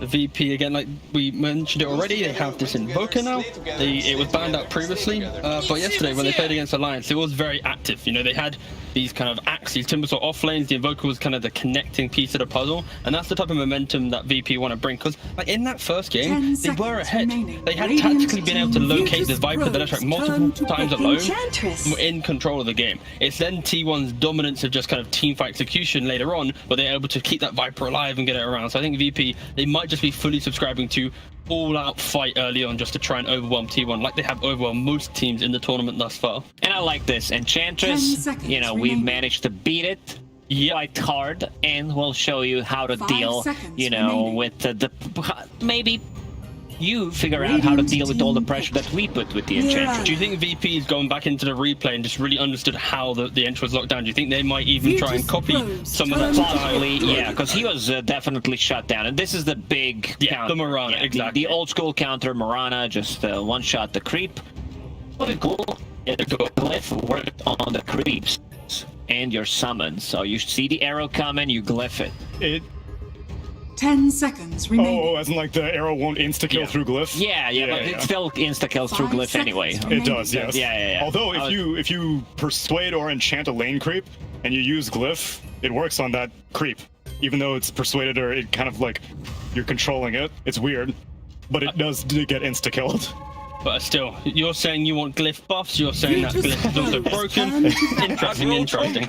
Kunkka. Oh, This could, like, this is off-lane. Hey? Off-lane. Oh, DM Kunkka? In our interview with DM himself, he did mention the reason why he likes playing Kunkka is because of winning the lane, the Tidebringer. You play on the range creep, the additional damage just eats 10 through seconds these remaining. carries and just applies a lot of kind of pressure. I think what they can do is 5 seconds. put Dragonite remaining. possibly against Kunkka, because he can out-region that Radiant early team on. back. Like once you get to that level 3, level 5, 1-1-3 build on Dragonite, once you're level 5, should be enough. There's a lot of harassment and potentially a tri-lane coming out from the Enchantress, Nyx Assassin +1. I wouldn't mind seeing that. The thing with T1, their draft, they always have this double flex between like offlane and mid, right? It's like the Leshrac, the 10 DK, the seconds previous game they remaining. had the Viper and the Leshrac again. So it's just kind of like, and now their 5 second pick as well, so they have the seconds ultimate last pick. What is the carry right now for VP? What is going to be? Faceless Void. Could Yeah, be, looks good, because they have no saves inside a Chrono, and the combo is too powerful. Either just like they have Winter's Curse into Arrow, they have X Mark into Arrow. If it's a Chronosphere, they definitely need to ban out Faceless Void. It's just too good of a hero with the hero combination that they got. You remember the Sunstrike spell, Lacoste? You said you keep forgetting it. I remember. I know Sunstrike, but I keep forgetting about the Cataclysm. Okay, There we go. VP gonna ban out 23 Savage's Monkey King yet again. Don't want to have to deal with picking their melee offlaner, which has already basically been confirmed to be Kunkka, into whatever the carry is. And Ursa's already been banned out by T1 themselves. 23 Savage still has his Terrorblade. Oh no, never mind. Terrorblade's first phase banned out also. Wraith King still available, and would be a good answer to maybe preemptively counter a Faceless Void. The thing is with VP, it's like they have control of what they pick first, and I think for them, they have a lot of setup, but they don't really have damage right now. And my fear is if they go for the Void, they will rely on him getting 2-3 items and Invoker, then having Axe +1 to really kill things. Turn to So I'd ban. rather them go for a more active style of carry. Luna That's an still available. interesting hero ban. Slark by T1. Doing their homework. I think right now what T1 is basically presenting to people is they don't have reliable team fight, and their stuns is 10 pretty seconds cheap. remaining. So any more of these elusive heroes will be kind of very prominent at running and catching the backlines. 5 seconds remaining. Because like, again, like Nyx just won a game because VP's only way to take the fight was to stay in one area and kill things. If a Nyx kind of burrows, they can't take a fight elsewhere, right? They need to fight around the Nyx, and they don't have that control. So that's kind of why they're banning out these types of heroes. What if they get Sanking and counter Nyx Assassin with the Axe? He burrows, Sanking uses Burrow Strike and strikes him while he's inside. Like, that could potentially work. I do enjoy seeing torrented Nyx Assassins who are burrowed. You see this giant mound fly up into the air under And the then you have the torrent. Lotus, and then the Lotus, the burrows, like on the burrowed. Oh my god, there's so burrowception. VP ban up the Morphling, of course, 23 Savage Siggy. 10 seconds remaining. Siggy. Yeah, Oh yeah, you didn't hear the AUI panels? Oh yeah, AUI was bringing Siggy 5 into my seconds lexicon. remaining. He was like, oh, MSS, every single time you suggest a hero for him, he's like, oh, that's my Siggy. Hoodwink, that's my Siggy. Tusk, that's my Siggy. It's my signature. What about Tusk Siggy with the Siggy? Hey, the where we frozen go. Siggy. Hey, Siggy, there we go. Rose, turn to pick. So what did they need? They banned out Phantom Assassin. Very... I just want to see what they pick. They're banning out a lot of carries that are very good at going one-on-one. The Yes. Slark, the PA, the Ursa. Radiant team pick. They do go for the Void. Okay. But that was pretty obvious, so... I'm not breaking now. I think that's good. It's just your Kelly's against in the lane, so it's not the greatest in terms of the lane, but it has been the old 10 school seconds counter to Faceless Void.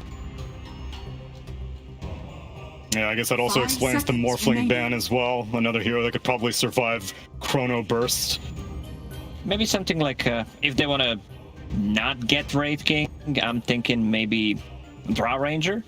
I think into the Void, like the Drow is very much they win the game before the Void really comes online. I think that's where T1, most of the games they win, it's from the 20-25 minute fight where they just outplay and then they can take control because they outscale better. And I think that's kind of where they might lean towards a more scaling type of core. Dragonite gives them push, gives them reliable stun. It Okay, just I get perspective. hero that I would say doesn't have weaknesses at the moment. Like, he's good at every stage of the game, scales nicely. They decide to go with the Spectre. Okay. Yeah. It kind of feels like a classic T1 where as long as the Spectre isn't the one just getting blown up instantly, they are just going to be able to take these fights later on. Virtus Pro, for sure, they do have a nice window to play around Kunkka's laning phase, because I think you cannot disrespect what Kunkka brings to the game. He will be able to play his lane out pretty well, connect with this Marana, this Invoker, and start applying pressure across the map. But for T1... mid-game damage from Dragonite, Enchantress, Nyx Assassin, it's really not that high, especially if they get the boat off, you have a time walk, so it could be a bit tricky. Even Spectre, like, first 20 minutes doesn't do that much, so... Both teams are kind of in this boat, right? They both kind of... They have their, like... I think Virtus Pro, they are in the boat because they have... The ghost ship, because the ghost ship, this guy... I did not get it. Oh, sorry. Go ahead. No, it's fine. Yeah, you're just way too witty. But yeah, I think both of them, they do have the same issues in regards to the damage they bring. They're going to rely on items. And yeah, I've just been dumbfounded by how smart this man is with his puns. I mean, you said that DM's going to be able to connect a lot, but in terms of objective-taking capabilities, they're kind of lacking. I don't see much push on the side of VP. There isn't. They don't have that much tower damage. No tower damage at all whatsoever. On a catapult. That's going to be their main form. Alacrity siege creep. That's right. Yeah, too bad. What? No. Yeah, that's pretty much it. Yeah. What a shame. But maybe T1 also has some shortcomings. It's going to be exciting team fights no matter what. And you know who's going to cast it? It's your favorite pair, Sunsfan and Jenkins. Why do you always set us up to fail, Tsunami? Sunsfan here with Jenkins in this game 2 of this best of 3 for the upper bracket. We got versus T1. T1 looked pretty much unstoppable. I mean, they looked pretty unstoppable this entire tournament and throughout a large majority of the major itself. But have they met their match in VP? Will VP come back to force this into a game 3? We'll see, Sunman. I think there's That's not my name. A lot of work that you're going to need to put in to take this team. Me specifically? Yes, I think that VP would have a lot less issues than you would. I see. Well, speaking of the game itself, Jenkins, as you start to go off on tangents that don't make literal any sense, what do you think of the lineups? We got Faceless Void versus Spectre, an old tried and true matchup. Old school. Yeah, of course. This one to me is a lot more balanced than the previous one, where there were some obvious advantages to one draft versus the other. On the VP side, you have the Cataclysm Faceless Void combo, and I don't think we've seen DM lose with this offlane Kunkka even once. This guy just seems to snowball out of every lane, which is funny because Kunkka's not usually the greatest lane winner from the offlane, and yet he does, and he snowballs. So maybe we'll see that here today. Maybe that's how VP wins this. Yeah, Nightfall trying to get a little cheeky here, but looks like actually T1 gets 3 bounty rings. Well, that's a nice little bounty for them, if you will. As we have Whitemon's playing the Nyx Assassin this time, my friend. What are your thoughts on that? We don't get to see the Zephyr God. He will be playing the Enchantress system. So Spectre Nyx does make sense to me to run these heroes against the Kunkka, because you're just taking a lot of harass damage, but there's not really a huge amount of kill threat unless you get really low versus the Winter Wyvern. Oh, it starts with the EMP on GPK. Carl just easily sidesteps it. But yeah, this lane, it's all about harass, and so having this melee hero in the Nyx that has a ton of HP regen, you're fine playing this lane. Oh, all right, Spectral Dagger's going to set up the Impale as Kingslayer's taking heavy damage. DM in the meantime, though, just pounding on the Spectre. Looks like Kingslayer will be protected by this wave of creeps, so things will end there, but he definitely got the brunt of the worst end of that stick, as it were. You know a lot about that, Jenkins. Yes, a lot about sticks. For some reason, I guess. Well, you did talk about birds in the last game, so I just figured to be connected. Don't even get me started. And that's how they make nests. I don't know if you know this. Is Kingslayer's getting pushed out of lane by Whitemon. But yeah, what about this lane in particular? 23 Savage on the Spectre against these two heroes. Should he be fine, or will he be worried for his life? Because he talked about how DM's Kunkka has looked really good as of late. Yeah, it looks like he's taking a lot of harass. So it's hard to say. Once again, it's like this PL thing with the heart. This is something where the carry players will have some idea of what regen they need to sustain through this lane, but it's a little awkward because you don't see Kunkka offlane too much, so it's hard to calculate this, even if you're a really skilled carry player. Ooh, Spectral Dagger. I think that was a little bit of a misclick there. Try to get the last hit on the creep. Kunkka instead. Yeah, early on, nothing too much to talk about in terms of CS. Just a lot of harassment in this top lane, especially with Zephyr, which should come to expect. Playing the Enchantress, of course, as save has to be a little bit careful. Nice positioning there from Nightfall, making sure that Zephyr doesn't just get a freebie on save. Because if he leaps away, he takes so much damage from that impetus. So I think Nightfall actually needed to run over there. Yeah. What about the Lesh Invoker mid dynamic? You know, Lesh is active with towers, and Invoker is active kills. So I think we'll see a lot of Carl running around and trying to set up on towers, and then GPK responding by running there and just looking to get some kills. If you look at a CS right now, I have to say DM is having a great time overall on this offlane. As usual. 16-0. That is, my goodness. All right, I have a very important note. Click on Invoker mid Radiant lane. structures are That fortified. thing, that looks like Exort orbs. That cosmetic. That's true. He has Quas Wex. Those are not Exort orbs. Yeah. That's So competitive advantage is what you're that's trying to key to say. win Is right save, leaps to the other side of the tree line, and it looks like that's going to save his life. Wait, maybe not. Zephyr, and not able to find the almost vision got him. needed. But Cuckoo, in the meantime, if we want to compare the off lanes, he's not having a terrible time. It's 11-6 versus the 12-3 Nightfall. That's probably the bigger story than anything. Is Zephyr getting a little bit pressured here by VP? Ooh, oh, so close.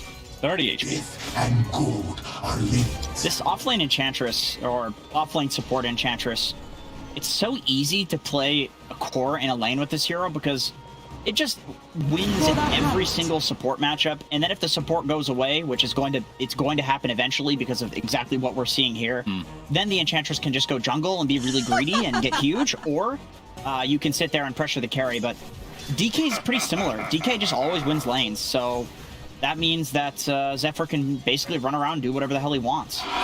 23 Savage getting forced out by DM here. In terms of mid, I mean, Carl right now is having a pretty freaking good time. About 5 CS advantage just in the last hits alone. But like you said, it is a Quas Wex Invoker. So kind of to be expected. I mean, are you expecting the same kind of build where we see this Spirit Vessel into Midas afterwards? I think that's a good build.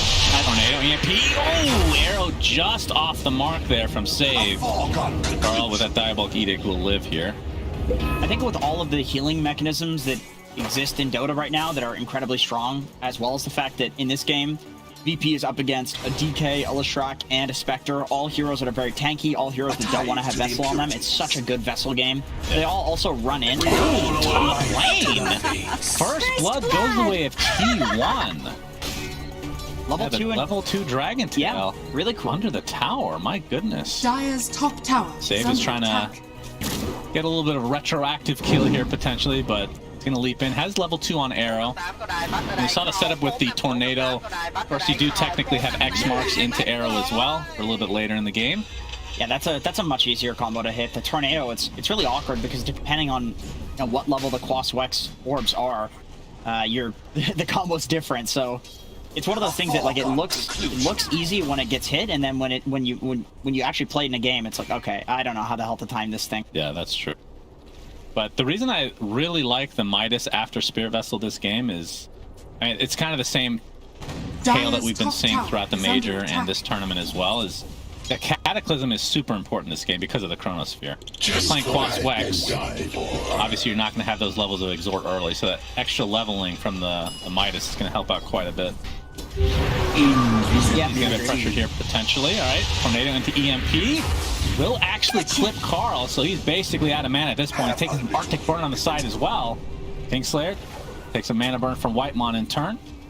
No kills will be traded here. T1 are so ham, dude. Like, he gets Tornado EMP'd and he just runs into GPK, and he has no levels in Lightning Storm, so this Leshrac does a lot of damage just by walking up to things, which is why I'm kind of surprised that he's winning this lane so handedly, given that he's not using the Lightning Storm to CS. This is purely just utilizing the stun and his last hitting capabilities to win the lane. Yeah, for sure.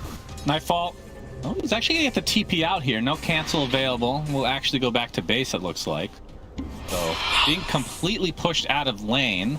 And in terms of the net worth between him and 23 Savage is not really close right now. I mean, it's almost a full 1,000. Actually, it's more. It's 1,200 gold now for 23 Savage. That is real bad news for VP. See the discrepancy here. I mean, Spectre has, you know, historically speaking, wasn't a great laner. Not very good early game, but changed things around a little bit. It's 23 Savage. Looks like the arrow into the boat actually will all fully combo. So nice rotation from VP. We just talked about that net worth advantage. That will help VP now in turn. Yeah, he just kind of accepted his fate on 23 Savage. Man, this DM Kunkka is looking like the sort of hero that maybe you first phase ban it. I mean, obviously it's only 7 minutes into the game, but like he's the only reason that VP is still in this game, given how the safe lane went. Like, first phase net worth. First phase? I don't know. He was picked like 4th. Bro, it's looking pretty sick. I don't know. This guy with Kunkka, he's just such a specialist. Okay, I'll take your word for it. I mean, yeah, he's looked really good so far for sure. Is Carl gonna get clipped again by the tornado? EMP will connect as well. The arrow does not, though. But he's out of mana. The pulse bomb is not gonna do so much. A save jumps in for that Star Storm. It's not enough to take out Carl. He's going to bottle up, and now from the side, Zephyr with the impetus ends up taking out Save. And I mean, in the meantime, you see the push from Cuckoo's Dragon Knight and 23 Savage. Yeah, things are looking very good for T1 here. Honestly, they're looking like they're on kind of another level right now from everybody in the tournament. Yeah, it really is looking like that. Radiant's bottom tower is under Nightfall, attack. Man.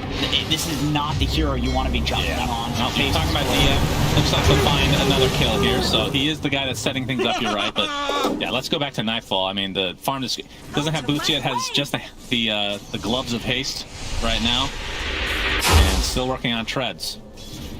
See another EMP connect. I mean, what does VP need to do to get the Void back in the game? Chronosphere with Sunstrike. I think that's what you have to do. The Sunstrike's not going to do Oh, that's true. There is no Sunstrike at all. See, so Dragon Tail, never mind. just to force him out here. 1 point. So they're going to need the Kunkka and the Mirana then. Basically, what I'm thinking is I think they need 2 heroes to do damage into the Chrono, because Void does absolutely nothing. Yeah. So they're probably going to need a Mirana arrow as well as a Kunkka boat. I mean, it is a lot of set. Like right now, it feels like Nightfall has to play almost like a pseudo initiator. Yeah, he's like an offlaner. And maybe once he gets a little bit of farm, he can actually expand upon it. Like if he goes for Maelstrom or something like that, he can try to get back into the game.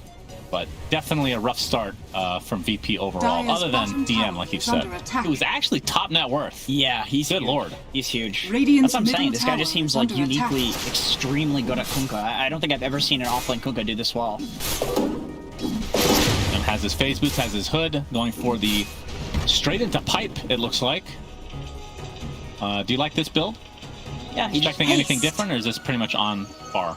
No, I think this makes a lot of sense, because if we look at T1's lineup, the only source of damage that they have currently is Leshrac. So Carl is just going to be running in, Edict, Pulse Nova, and so if they can protect through that Pulse Nova, I think largely, especially with the boat buff, like nobody's really going to die. 23 Savage gonna take some pressure. DM not quite in range for the X marks the spot. It is only level 2. That's the biggest reason to actually upgrade this, is for that range. Once you get to like level 3, it becomes a lot easier. It does. Yeah, it really does. It's one of those abilities that's like, it was so bad in the early levels. It's been buffed so many times, and yet... Well, it was originally nerfed because people started playing him as support, which he wasn't originally intended for. That's right? true. That is true. See the rotation into the bot lane. Tornado, EMP again. Cuckoo gets X marks. Here comes the boat. I mean, he's quite tanky. Let's see if this is enough damage or not. Into the air. Just extreme lockdown from VP. You can kind of see where the draft comes together here. As Nightfall again being forced out. He just has to play ring around the rosy here. TP's into the mid lane. Kind of cool that GPK is hard farming the vessel. I think it's a really important item to get this game. And so they're just using DM's Kunkka to run around and... Oh, boy, Vendetta into the Impale. Splitter to follow. Big kill onto Nightfall. Winter's Curse is there, though. As Kingslayer and company have come to try to get a trade. It will be for Carl, it looks like. And it might break up here. Radiant's But there's the Dragon Farm for Cuckoo with that siege. And that annoying Satyr creep as well. So some damage at the very least will be applied to this tier 1 tower. See the Blade Mail finally online for Spectre. We'll talk about that in just a moment. This creep is just continuing to get some tank action here for that siege. The EMP again, and this is like, yeah, the EMP has been really on point for GPK. See the arrow? Oh, it connects! Meatball to follow, Impale's only going to connect on one in the meantime. They just don't have enough damage to follow it up because they used everything earlier. Wow. Savage will live. That is a cool call. He walked in front of an arrow as carry for his DK. And then walks off. Like, you have to have big cojones to make that sort of play. Big. Yeah. Yeah, big boy, indeed. Okay, let's not go there. All right, we see the Intel replay here. And yeah, this was the kill onto Nightfall. Again, just adding insult to injury for his game. I feel like, for the most part, VP, the lanes went okay. Obviously, the offlane was their winning lane, I guess you could call it, because DM is having himself a game. But at the same time, Spectre's doing quite well himself. Yeah. But for the most part, a wash mid. It's just that top lane that's such a big discrepancy. Right, and also the fact that DM is always stacking Ancients with the illusion. Oh. Very nice. Very nice indeed. 23 Savage. He's looking for the MVP this game. That's 2 sick plays in a row. Yeah, it looks like Nightfall will be going for the Mask of Madness this game. Try to accelerate that farm a little bit, but like about 23 Savage with the Blade Mail, so can actually take out some Ancient stacks here. Not the best hero in the world, but you know, when they changed Blade Mail to be... It got a lot better. Yeah, for this hero, essentially. Oh yeah, the chip vest as well, that's true. So that seriously does help on especially heroes that have like high agi and base regen. Just farms are good by tanking. I love that Cuckoo, both games, is doing this like, I'm an offlaner, my life doesn't really matter that much. I'm just gonna go to like the worst place on the map and like literally suicide for towers. In the last fight, 23 saved him from that arrow. But I honestly don't think that if he dies there, I don't think he cares. Because he's literally just trying to like tank for siege creeps and you know, kill towers like at any cost. And it's a pretty good principle, I think, for offlaners, because your life is less valuable than the other roles. And towers are incredibly valuable, and people are putting all of their eggs in the basket of defending them these days. So why not just suicide for them? Yeah, Nightfall. Oh, is he actually going Hannah Midas? Are we going to see double Hannah Midas this game? Is that the play? You're going against a Dragon Knight Leshrac lineup. He wants a recovery Midas. Wow. I think if he's... The thing is, I think he's relying on his other heroes to do damage in the chrono anyway at this point. And so going for the Midas makes sense, because I don't think you can build to like do some... you know, epic fighting in the early game that's going to come from anything other than like the heroes that are already having a really good game. So the Midas is, it does make sense for the timing they want to play for, which is like the Cataclysm timing eventually. All right. I mean, he finishes his Mask of Madness first, which is also interesting. We're seeing a Dragon Tail Cuckoo. The X marks the spot. He'll be going back shortly. He takes so much damage, they actually burst him down beforehand. My, oh my. Another T1 very ready for that. Another offlaner kind of suiciding for towers. It seems to be a concept that is shared among all regions. Yeah, I mean, you know, all the regions watch each other, especially at the major, and scrimming each other. So in this case, though, he didn't really get any damage, and he's a top net worth dying. So that is definitely a little different. Like Cuckoo, when he's doing it, he's usually like middle of the pack net worth. As GPK Nightfall try to farm their Midases. I thought they were actually going to commit to that push, but I guess the Elder Dragon form is about to end. So I feel like if they knew that both heroes are going for Midas, or maybe they haven't gotten vision of Nightfall yet, that they play a little bit more aggressively. Like, what do you think their reaction is going to be to seeing that both? I mean, obviously the Invoker should be expected based on the play so far in the last couple. Probably Roshan. You see the Midases, and then the moment Chrono is down, you just head into Roche, thinking like, okay, they've got like 2,000 gold of just wasted net worth right now, or 4,000 gold of wasted net worth. So let's go take Roche when their abilities are down. All right, I mean, this feels like it, from VP side, pretty risky to do this when you're behind already in the laning stage, to get it on 2 heroes. We saw Tundra do it for 3 heroes, and it didn't work out for them in that case. I think Invoker needs a Midas, because I agree, yeah. You need the levels to make your Cataclysm worth anything. If you're going to go for this Quas Wex in the early game, and you have to go for Cataclysm because you have a Faceless Void, that basically leaves you with no choice. And then for our boy Nightfall in the Faceless Void, you are just having such a horrible game. I think he's I mean, I understand why you want to go for it, right? It makes sense. But at the same time, 2 heroes going Midas should click something in the head of T1, I feel like. But we'll see. Like, if Virtus Pro can come out in the next 10-15 minutes and not, lose a ton of net worth in the meantime, if they come out even, essentially, that's a huge win for them because they're just going to outfarm them. You did say last game Invoker's one of the best heroes for defending that high ground. That is true. Maybe that's the idea, is that it's like, okay, they're going to get our outer towers, but for those, we have DM to stand in front of them, and then when they push high ground eventually, it's just too much of a pain.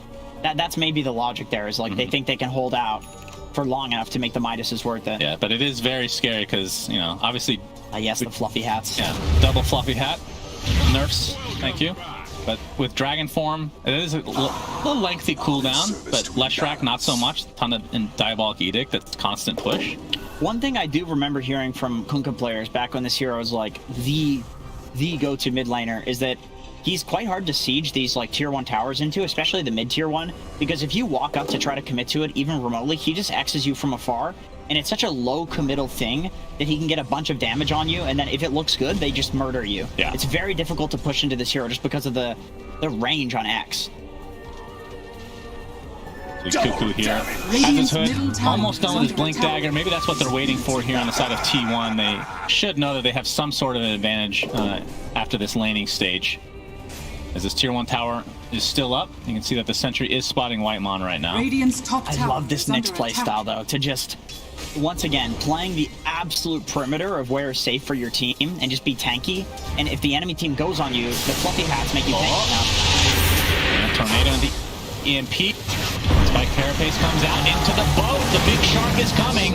As you just praised Mr. Whitemon, he dies. God damn it. God damn it, Whitemon. Every time. It's always him. I mean, okay. If you're a 5 Nyx assassin, do you care? That's all I'm saying. I don't think you care about this. I guess that's Radiant true. I mean, you can argue that, like, he's in the river in the lowest of low grounds possible, and there's probably no reason to be there because you know that all of VP are sitting on that hill anyway. So there's that. It's not like he's really extending his team's perimeter by being there. But with that being said, if you are a 5 position and they're using spells on you like that, you're just like, okay, I respawned in 15 seconds. I don't give a shit. All right, well, we have the double Midas officially online for VP. Of course, you see GPK already been using it for a couple minutes now. Nightfall has his. We'll be going for the BKB next, so extra survivability. I mean, he's a long way from being able to provide damage, though, that's for sure. But then again, they are playing for the late game, it seems. He's going for a Sange now. Oh, he changed it up. Yeah, okay. he wants to be a beefy boy. Yeah. That's been the kind of the item of the last year, I want to say. It's been getting nerf after nerf after nerf, and we're still seeing it pretty consistently. Never enough, is it? I mean, maybe they're just used to buying it at this point. Maybe it's not as good as we think. As we have the dragon. Status resistance 2 OP. Yeah. Cuckoo blinks in. Nightfall's able to time walk out though, and we can see that not really much in the way of stacks here, but they are getting some vision in the enemy triangle for the time being. I mean, does VP actually want to fight? They're grouping up as if they're ready to. With a couple Midases, I feel like you're... Ooh, an Aghanim Shark for Kunkka. So we're going to see the tidal wave. I have not seen, especially this early. It's legit. Interesting. It's good. It does a lot of damage. It's a huge duration. It's more of a disable now because it actually knocks people back for the duration now. They can't move during it. I think it disarms too. Is it disarm? I don't remember. They cannot attack. Yeah, it does disarm now. Okay. So it's a significantly better disable than before. And it's funny. It looks really good. Yeah, it is funny, and it fits the theme. So that's why I thought it was kind of a meme in the beginning stages. But typically you see it like after an Aghanim Scepter or something like that for the Kunkka, when you're playing this off-lane, like chaos-inducing role, where you're just trying to create as much space as possible, and somebody else does all the damage for the most part. Or the caster build, I guess you could call it as well. I think because of the caster build, this hero is legitimately an offlaner. The move speed as well means that you don't need early boots. You can go for some bracers. He has all of these like torrent damage and stun talents. Look at, he went for the damage talent though. Interesting. Typically when you want to go Ags, you go for the other one for sure. That indicates that he's probably not going to go for that. As Cuckoo jumps in with the Dragon Tail, look at this from the side.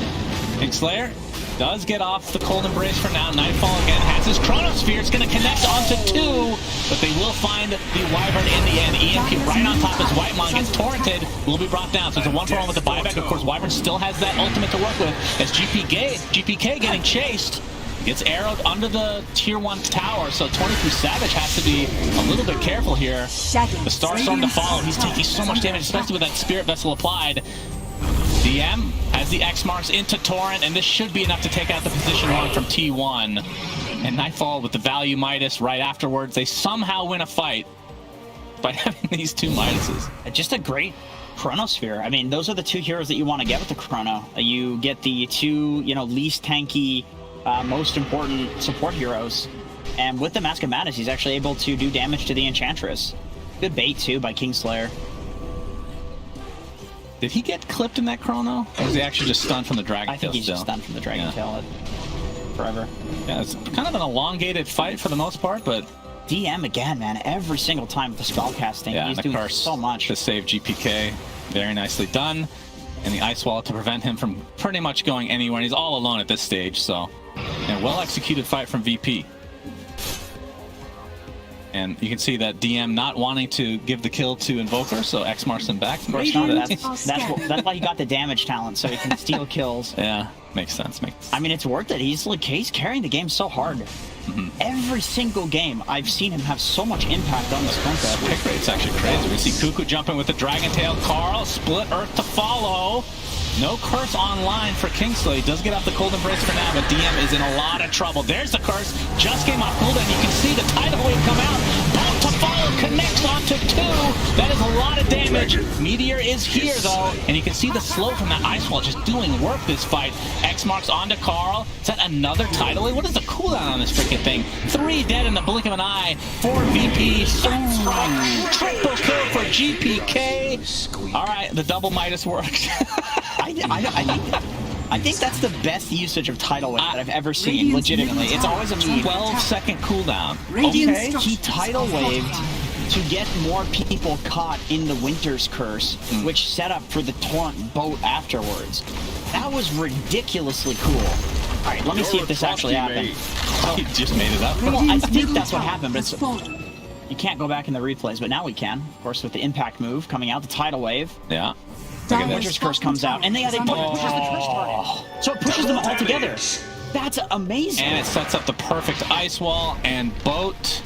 Yeah, that was really dirty. Okay, that is an interesting combo. You can just push the curse target into other heroes, as well as the other heroes that are in the curse. They come along for the ride. Yeah, that's pretty funny. My God.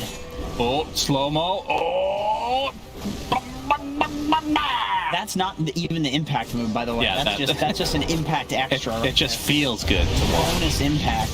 All right, double damage onto the Void, and looks like VP are going to smoke up for now. And see if they do have Chronosphere available. Moonlight Shadows popped. Cuckoo and company trying to take out Roche here as we see the tidal wave again. Hits only 1. Okay. And it looks like this is actually going to be a freebie for T1. Cataclysm comes online, but not able to find anybody. Wow, if they can get out of this. Yeah, we're going to have the Dragon Tail. They might actually want to fight here. If they can take out first before it's there. The Chronosphere just a little bit too late, but the boat on top of 3 into the arrow, into Meteor as well. You wish from VP side you at least kept the Cataclysm for this, but they have a lot of damage. Double kill for Nightfall as he's absolutely going ham now. Triple kill as 23 Savage now on the run with that Blade Mail activated. The batch is there. Another kill goes the way of VP. That is the Aegis. Arrow connection successful, and this is likely going to be... Okay, it's not an ultra kill. I was ready to scream. But it's a 4th kill for VP. You can scream if you want to. Ultra kill! Well, don't lie. That didn't happen. Man, I genuinely don't understand how they got back in this game. I thought it would just be like this super slow-paced game with a double Midas, but it has worked out in spades for VP. I just want to see the tidal wave again. I don't even care about the impact chrono. I mean, it's a 3-man chrono, which is nice, but it's set up by the Torrent into the boat. Yeah, and then look at the tidal wave onto the high ground, pulling everybody out of position.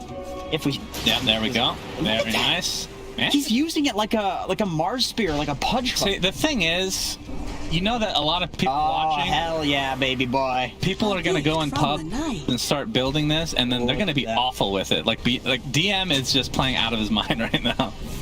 Yeah, I don't think it's that easy. I mean, once again... If it was that easy, it would have been picked up like 6 months ago when it was put in the game. It's hard to say that with Dota because it's such a strange game, but I've seen people try to do this in pubs, and good lord, it's just a meme. Fails. It's just a meme. It's just like this wave comes through and it looks hilarious and pathetic. Yeah. But 6K network lead for VP. T1 feeling like they need to fight here. Whitemon on the sideline. They have the vision though. Yep, he's going to get Yulesed into the arrow. Spike Carapace is there, but here comes the Meteor. It's going to actually stun the original source, but it's not really going to matter. Gets a nice impale, but the Star Storm is enough to finish him off. And now into the 5-man smoke for VP. Yeah, they want to get more out of this because, once again, just a 5 position. Oh, Dragonite? Oh, Cuckoo. He's quite tanky indeed.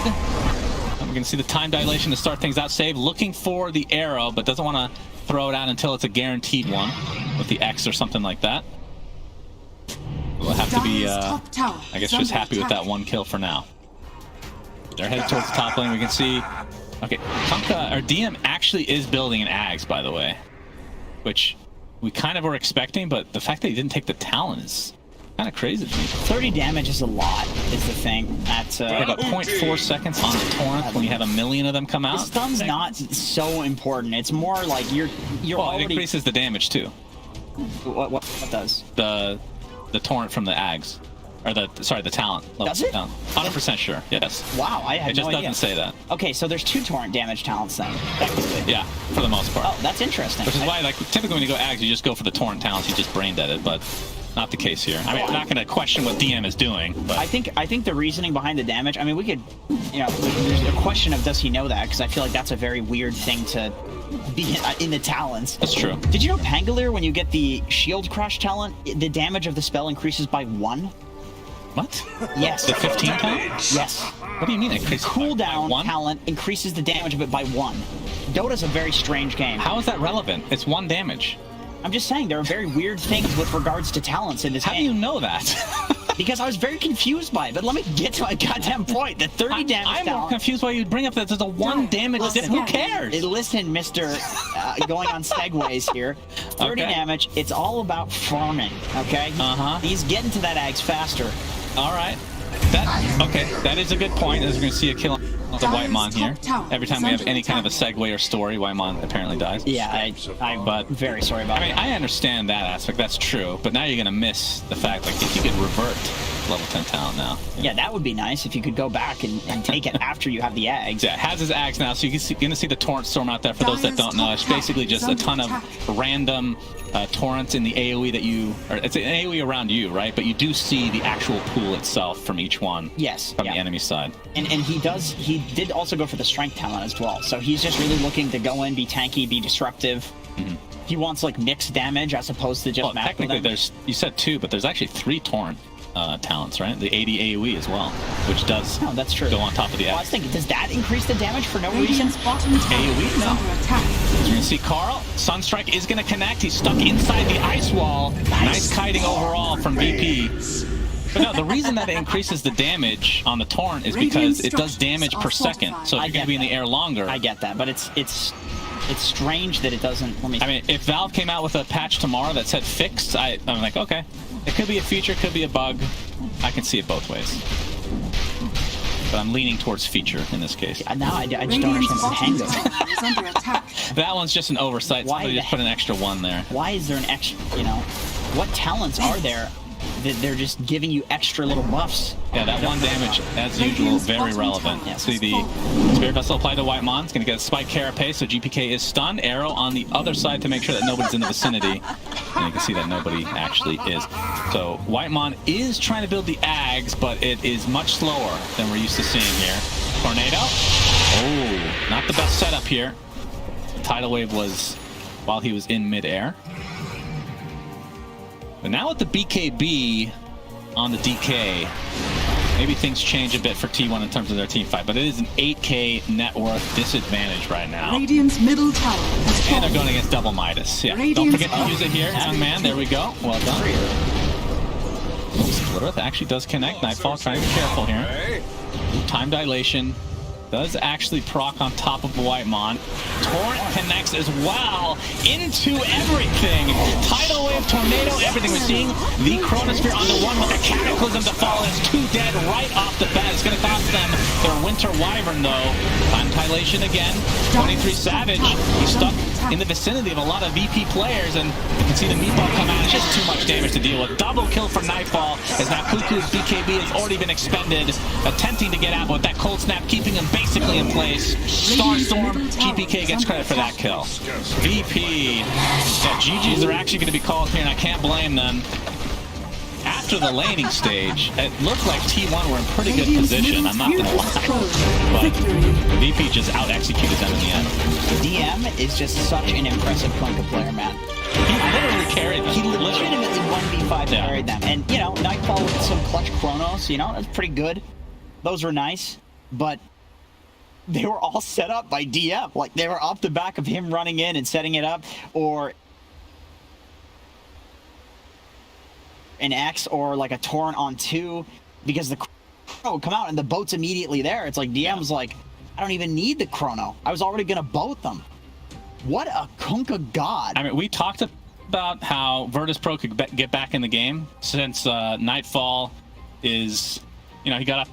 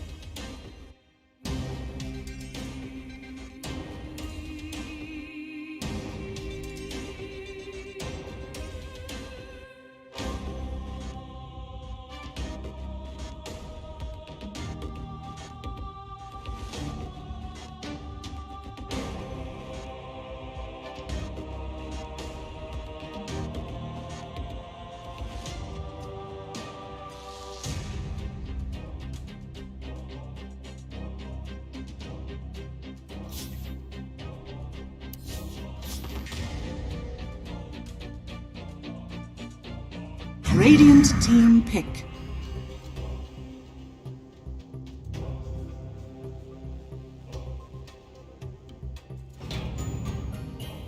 can already see attacker sliding into DM's DM asking for some tips and the tricks how to play Kanka, because I think this has been the best Kanka performance in terms of using the tidal wave, moving around the map, setting things up with the X mark the spot into Invoker combo, Sunstrike, Cataclysm, you name it. And now T1. Oh no, VP is actually first pick, sorry, and they're the ones that go for the Viper. I love how some of these teams, they develop a mini meta. Earlier we saw how OG was forcing Axe, I think it was against maybe Enigma or someone, and then now we got VP and T1 fighting over the Viper. You think they get like Zeus straight away? Like, nah, we still have to keep things open for Viper. There's still 3 picks, but there we go. Yeah, that's it. You know, if they want to go if Zeus, they don't pick it, 100% T1 bans it. Really? You think so? Yes, yeah, no doubt about Second it. phase or third phase ban? Second phase. Okay, wow. They need to. This is the main thing, right? VP is first pick. They get the last pick out of everyone in that second phase, so that could be that Zeus if they draft for that. Anyways, T1 with this Terrorblade. Again, against Viper, they were the ones banning out the illusion heroes because mainly in laning phase you are kind of under pressure, but you can very quickly go to the jungle, and in terms of the game, you're able to push out these lanes without being the hero doing it. You're sending your little illusions to do it for you. So that type of map control, Viper doesn't like playing a quick pace game split across 2 objectives, your side and their side. Surprisingly, Nyx Assassin uncontested so far. It was a hot hero in game 1 and game 2. Yeah, I think VP, if it's not banned, might even pick it up. We've seen the strength of Nyx Viper as a lane, and then also AA Nyx as a support combo. After the laning phase, they unlock each other, running around the map, setting up kills with each other, using that Ice Blast, using the Vendetta, global map pressure with that extra little core to, you know, swing the engagement their way. They won't be able to pair it with a Sunstrike, however. The GPK Invoker gets banned out. 5 seconds remaining. Wait. You know, save he might be the captain on paper, but the real captain was DM on Kanka in the free He was, you know, leading the ship. Yeah, they banned Darkseer, which is no surprise. A lot of the times we see that ban when Terrorblade is picked up. You do not want to use your strength against you, pretty much. That illusions are a bit too strong, especially if you don't have anything to deal with it. And they will ban out DM's Timbersaw, as I mean, Zeus still hasn't been banned out yet. I'm just saying. Let's see. All right, depending on VP's third pick, 10 seconds that'll dictate everything. All right, but right now it is looking like a Zeus-tastic game. 5 seconds remaining. Let's see. DM has so far had no history of playing Viper. Nightfall will play Viper. He has played it in the past, at least earlier in this tournament, so there is flex. Yeah, in that game, it was a Viper carry with a Kunkka offlane mid-TA. They were playing into OG, was a little bit more active style, the Furion carry. 10 seconds remaining. But when you have a Terrorblade, you need to also have the same type of scaling win condition. I don't think you can run a Viper carry in this instance, but this is mainly going to be the offlane to mid. And part of me feels that if Kunkka's not banned, they might even go for like the Kunkka again, put the Viper mid. None of these teams, they have a stun. Wyvern ulti is a stun, so is Cold Feet, but no reliable stun whatsoever. There is no Dragonite, which salvages a lot of draft. Banned out by Virtus Pro. Yeah, finally we don't get to see Dragonite. Getting a bit tired of seeing Dragonite every single game. It's a bit easy, isn't it? You know, I think anyone in chat can play DK in these games. You know, just blink and a stun. I think I'm just being rude right now. Oh no, sorry, it's pressing the BKB, that's what chat, that's the issue actually. T, you've got a lot of drafts open. Tell me, how many times has T1 first phased their 23 Savage hero? Because that seems like a bit of a change of pace from what we've typically been seeing from them. 10 seems like more like a second phase, third phase type thing. 20% of the games within like the last 20 maybe. Oh wow. Like TB, Spectre mainly. Okay. Other than that, that's the only 2 kind of big cores that they do first phase. They end up getting the Lion as their support pairing, so plenty of reliable stun now available for T1. Yeah, VP actually banned out the Nyx themselves, and I like the fact that T1 go for the Lion because, of course, we've seen when you are playing Terrorblade, this Lion running into the jungle, instantly killing off the illusions with the Hex or the Mana Drain. It does disrupt TB's farm, but they pick it up themselves. And what do they go for? Oh, they go for a Tidehunter. Okay. Still no backline jumper. Zeus is available, so This is what I think this tide is for, you know? yeah, protect the Zeus. Exactly. This is what China did in Season 2. It was Shadow Shaman plus Abaddon or Shadow Shaman plus 10 Tide seconds that they remaining. really love to pick. To have a hero that just You protects the just shaman rose. once they Turn go to on him. pick. And the fact that At your T1 have picked service. two squishy supports, it does open up. So Windrunner is a hero that is great at jumping the backline when you get to 2 or 3 items. You know, the Ags, the Maelstrom, the BKB, you're just windrunning in, you're stopping that hero from playing Dota because they're just reacting to the aggression. But it is like 10 2, 3 items that we're seconds thinking about. remaining. Early on, still can be destroyed by, but potentially 5 a Zeus that we seconds mentioned. remaining. But where are they gonna put it? You have Viper, maybe as a position 1. Maybe. It's still doable. There Yeah. was some position 5 Vipers in Southeast Asia being played. So it's still doable if they want to go for it. But yeah, realistically, because of the tide, it is most likely just the mid Viper. That is the reason why T1 picked the Windrunner. The Windrunner into Viper. Viper likes to play on poison attack. Windrunner can, of course, dodge that, and it forces Viper to go for more a farm-orientated game because he can't really bully out the mid lane. So that's kind of why T1's forcing VP's hand with the Windrunner pick. This is surprising. They have not played Windranger Rose, at all turn on to any back role central. throughout the entirety of DPC Season 2. So not in this tournament, not Season 2, not the Animajor. That's a Tsunami. core Windranger. Yeah, Yeah. This is the Slacks coefficient. Don't Oh, forget. that's right. It's Game the 3 fact- elimination. Well, it's not elimination, but, it's Game 3. Exactly, and you know T1 just testing the waters of the Slacks coefficient because if they pick Winner and win with 10 it, then they seconds might have the remaining. confidence to pick it in the grand finals. Yeah, and Southeast Asia Radiant has to known back. for Yopaj's Windranger. I'm sure it has all trickled down throughout the region. And then, of course, VP, they pick up the PL, Virtus one of Nightfall's Rose, best turn to heroes, and back. into the matchup of Terrorblade. I've seen it go both ways, just for the idea that if Terrorblade can lock onto the real PL, you know, you can kill him quite easily. But if PL is able to then just make the kite out the fight and make it a bit harder, Not against TB gets a bit lost. Tidehunter in this game because they don't have the answer. Is there Doom 10 available? seconds There remaining. is. No, there is not. first Never back- mind. I was T1, thinking. of course. Yeah, 5 it's just seconds too strong of a remaining. hero. So they have nothing that can stop the Doom. Sorry, not stop the Ravage. Mhm. And it's a good PL game. Like, they have no real AoE. These heroes don't deal well with the PL illusions. Like, you might try to find the real one, but it's a risk you probably don't want to take with the Wyvern. I think for Radiant so right now to VP back. needs to last pick their 4 position. Some additional lockdown would be good. Some cheaper stuns because right now they rely like on Ravage and Cold Feet. That's all they're really using. And I think T1 they respect the type of aggression VP can bring out. If PO had Diffusal and they had this 4 position Enchantress, Edge can then 10 dispel seconds Wind Run, remaining. and now T1 they can't really run away because of the dispels, not the stuns 5 itself. But yeah, seconds a remaining. nice stun from Save would be pretty handy. You don't see any potential for this being a support Viper, like how South America may do it? Just because of the AA, it feels extremely awkward. Okay. And right now, if you look at, you know, Save's previous games, I can list you the heroes he's played. Mirana, banned. Ench, banned. Lion, T1's got it. Oh, that's about Dark Willow's the only other one that is available in his last, 15 or so games. So, yeah. So we're looking for an offlaner that has some kind of AoE damage against the Phantom Lancer. T1. Possibly can lock down Tidehunter. The only hero that comes to my mind is Legion Commander, but that hero is nowhere to be found in this Virtus tournament. Rose, In the turn previous to pick. major was super popular in the second season in C and China. There's that. I oftentimes see Underlord as a final phase ban whenever you pick up a Phantom Lancer, but that hero's also kind of dead. gonna play the game? Oh, they moved. Oh, a Clockwork. Oh, Clockwork for save. So GPK gonna be on the Viper, DM gonna Yeah, be on the all right. Tidehunter. He's got a nice little giggle to him, all right? So what happens if it's actually the Tide offlane Clockwork... 10 No, sorry, the seconds Viper remaining. and Clock offlane duo and a Tide middle? 5 That seconds seems pretty remaining. bad for Tide against Windranger, wouldn't it? Just you wait. I read that just because of the smirk from Save, okay? Okay. So if that happens... What are you what are you doing right now? Like, what is Whitemon thinking? Tell me, Prof. He's thinking I'm hungry because why is he He's not eating? always He's hungry, always yeah. eating. So Whitemon, right now, he's thinking about how he's going to play the Wyvern, you know? Is he going to break away from the meta? And realistically, it's no. And that's why he isn't showing any emotion. Because the meta has It's hard to dictated... read, right? Exactly, yeah. The meta has dictated what he does. He can't, break away from the meta itself. Need an offlaner. What's Master Cuckoo gonna be playing in this final game?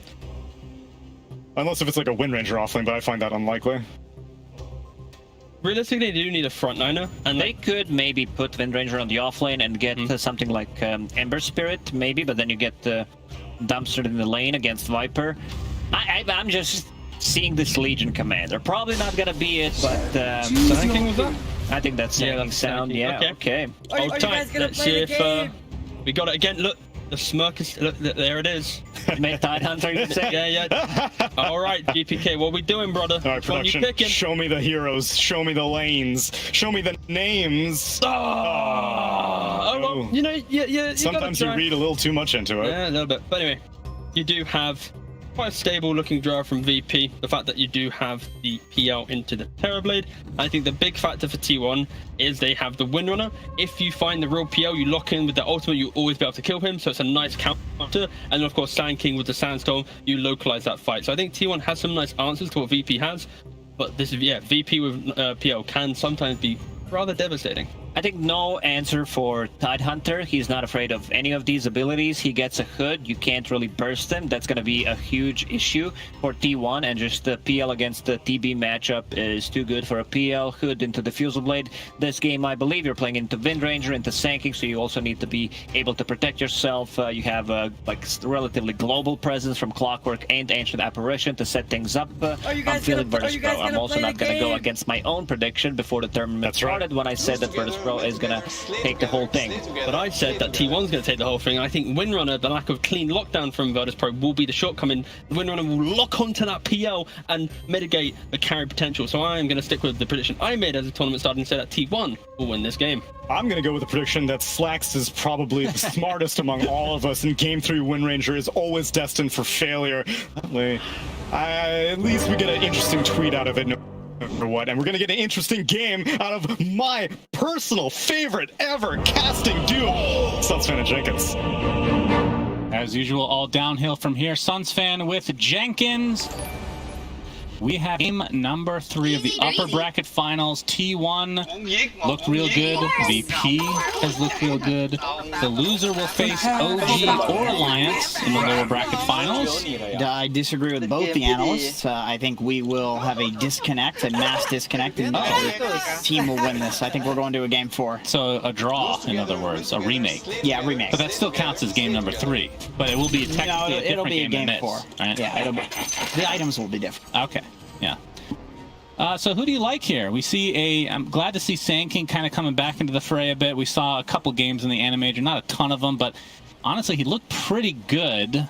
And it was also against a PL in that game that I was casting, actually, which is interesting because is this more for the laning stage thing? Because, you know, back in the day, you would get Aghanim Scepter, the Cosmic Finale would work on illusions. Doesn't work like that anyway, or anymore, I should say. So your thoughts on this hero? Well, I was going to say, I think that Sand King doesn't lane particularly well against PL plus AA just because there's so much nuke coming out. It's really annoying. Even though he can clear through illusion, Sand King's level 1 through 3 is just terrible. But what they're doing on T1 is they're doing a solo safe lane Sand King versus presumably what they think is going to be the Tidehunter, and then they're going aggro with the Terrorblade, which is quite interesting. Yeah, 23 Savage, just trying to block these creeps at the very beginning of this game. We'll see how looks like the bounties are just going to go each respective way, so just an even trade, which, you know, typically in a game 3 situation, it's not, you know, loser doesn't go home or anything like that, but obviously a very important game. Typically we'll see players play a little bit safer, not a whole lot of level 1 action, at least historically speaking. Safe at level 1, but aggro tri-laning is almost never safe. If you lose, there's nowhere to farm because you can't go to the safe lane. You've got this extremely high-level Tidehunter who is actually running towards top, so they predict the tri-lane on VP, and they match the lanes. Okay. Although it's Sand King versus 2 melees, I think if you're Sand King, you're pretty happy with that. Yeah, he's actually getting the Burrow Strike off pretty early in that bot lane. And the fact that he can just hug this tower will, as we see Kingslayer taking a lot of damage top, but I mean, talk to me about this. So this was the switch up that you were kind of talking about, but at the same time, being in the cover of your own tier 1, I would assume would allow Sand King to at least get a couple early levels without any fear of death. Yeah, and being against a Clockwork too. Oh wow, yeah, he's in meta. That means the damage is online. Whitemont trying to chase to get a little bit of vision for his carry player, and with the Earth Spike, it's going to ensure that first blood goes the way of T1. Well, you don't expect a Terrorblade tri-lane to get first blood, but with the Lion's Impale, you know, it's enough. Yeah, I call Impale half the time, Earthspike the other half. It's a struggle city, my friend. As you're literally checking the name. I see. Impale is now Nyx's Assassin, which is not in this game now, although both spells are basically the same. And you know, for people that were wondering, they actually were both called Impale for majority of Dota. So it's okay, I forgive you. Okay. As long as you forgive. You can point out any mistakes that I make during the game. Gaben will never forgive, though. That's true. Yeah. That's unforgivable for him, for sure. Okay, so bot lane again. We see the Sandstorm come out from Cuckoo. What is actually the skill build on this hero right now? You basically go for just a value point in Caustic if you want to harass, and then generally you want to max out the Sandstorm, just because I think the best timing you can play around right now is to defend your tier 1 towers with the Sandstorm. People are doing that already, and Sand King's just the best hero at doing that in Dota, so people are maxing the Sandstorm, and against all of these melee heroes on the side of VP, it's going to be pretty easy to defend towers. Yeah, he's pressuring a bit, gets the cogs up before the wave comes through, so extra damage with that battery assault, but Whitemon will be fine in the end. And the mid matchup we haven't really talked about, Windrunner versus the Viper. Windrunner, kind of this... it's a polarizing hero, I feel like, in the community. It's not just Slacks. I know a lot of people want to meme about it. It's not that polarizing. It's just him. It's maybe he's just doing it to such a high degree that it seems like it's polarizing for everybody else. Vocal minority, as they say. Yeah, that's Reddit. I'm not sure there, I guess. But what are your thoughts on the mid matchup, Viper versus Windrunner? It's supposed to be Windrunner favored. I remember when at the major we were talking about this exact matchup, and everybody was like, "Oh yeah, Wind Ranger, of course. You have the Wind Run, so you don't get hit by Viper." But then the Viper won the lane. You just chunk out so much damage over time that you only so often you can actually activate. Exactly, exactly. It's too much damage over time. So very little mana to speak of in this VP bottom lane. That's Carl getting pressured out a bit. Still another 30 seconds to go before he can get a water rune, so we'll traverse into his triangle to get the bounty instead. We'll be happy with that, of course. Under attack. I mean, the build on Wind Rangers these days, just the Maelstrom, and past that, it's kind of up in the air. It feels like it's very game dependent, which is kind of... It's cool when you can just base it off of the game instead of having some cookie cutter build overall. I think this game, you really need a BKB for Windrunner, as well as the TB. Once those items are picked up, they have a way of playing into this Tidehunter. Right now, there's nothing that they can really do to deal with this Tide. As well as Clockwork completely dumpsters Wind Ranger in the game. Not so much TB, but just the fact that he's this destructive magic damage guy, you still probably want a BKB, especially against the Tide as well. Yeah, despite that, I feel like the first wave or two wasn't looking too good for VP in their off lane here. As we can see, the Earth Spike from Whitemon Connect to just take save out of the lane for now. But you can see Nightfall is doing more than fine. 24 and 8 in the CS department. And Cuckoo, on the other hand, I mean, because of this, because of the ability for them to actually move the lanes, actually can get pressured here. Might be too much damage. A nice save from Whitemon to start things out. He's getting blocked by the illusion. Beautifully done. Gets the Burrow Strike off into the trees, though. They have just a little bit of vision for Kingslayer to finish him off. It'll be just dandy for VP as Nightfall. Okay, he's actually going for the... Okay, that was a nice move. Very nicely done from Nightfall and Kingslayer. VP... I mean, we kind of expected Sand King to lose the lane, but at the very least, the Cuckoo did get some good farm in the meantime. I mean, that's kind of a saving grace, I feel like. Because... Is that one of those heroes that you just don't want to be behind on, or do you feel like they're getting stacked from? Yeah. Yeah, I think Sand King, as long as you're getting levels, you're pretty okay. One thing that has changed with this hero in the last couple of years is that his laning really isn't good. It's one of those heroes that people have an idea that it has good laning, but it doesn't. You need like level 4, level 5 before your laning is really good. Ooh, Carl has just out of range from save, so ends up lucking out there. Battery Assault not quite in range, so no kill in the mid lane. And finally, the sentries come through to de-ward this Sand King lane so you can actually use that Sandstorm to a high degree. I don't think so. They're pressuring Carl quite a bit. You can see the level disadvantage here. GPK was level 6 before Carl. And we already saw the Viper Strike come out, so that's why Carl was so low earlier, as the top rune not available here. Nightfall with that rush. Ooh, actually blocks with the Spirit Lance. I don't know if he intended that, but that was... Is that RNG, actually? I don't even know, with the illusion coming out. I think so. I think so. Yeah, but he's had some already pretty high-level moves in terms of that micro in the game, so that was, looking forward to that. That's not something you see. 23 Savage is going to get caught out here. Battery assault inside the cause, more than enough, but here comes Carl to try to get some reciprocation. It'll only be a support, though, but at least they get something. Cuckoo, inside that Sandstorm, still gets that burrow strike off on Nightfall. You see, even though Cuckoo doesn't have as much farm, he is out-leveling PL right now. Radiant's middle tower. Yeah, you know, it's a hero that can farm up jungle stacks. He's been left kind of alone. It's a big commitment to kill a Sand King into a Sandstorm. I do think it's a fairly easy kill. It's not the tankiest hero compared to before. It's not the hardest hero to kill. Okay, 23 Savage TP'd into. Okay, Viper Strike, 23. He's only level 5, so there's no Sunder, no counterplay whatsoever. Carl ends up TPing after the dead body has already been shown. Now Cuckoo being spotted by the Sentry. Burrow Strike on the other side. He's doing a lot of damage to Nightfall. I have to be careful here, but the Cold Feet does proc. Kingslayer continue to get the right clicks down, but Nightfall not feeling comfortable with this, so we'll just have to back out. Yeah, the fact that Terrorblade died twice. Yeah, it's a problem. This is the issue with the aggro try, is that the thing is, okay, he's a TB, so he can go jungle. A lot of other heroes that couldn't jungle, they would have this problem where they've literally nowhere to go, because you go mid, you die mid, you go to the safe lane, you die to the safe lane, because there's a PL who's really huge here, as well as an AA. You can't play into the Tidehunter, right? So his only play is to go jungle, and I think going mid was... Oh my god. Epicenter. If he gets a burrow epicenter, that is a definite kill. Baiting them in here a bit. Don't think he wants to go for the AA. Not worth.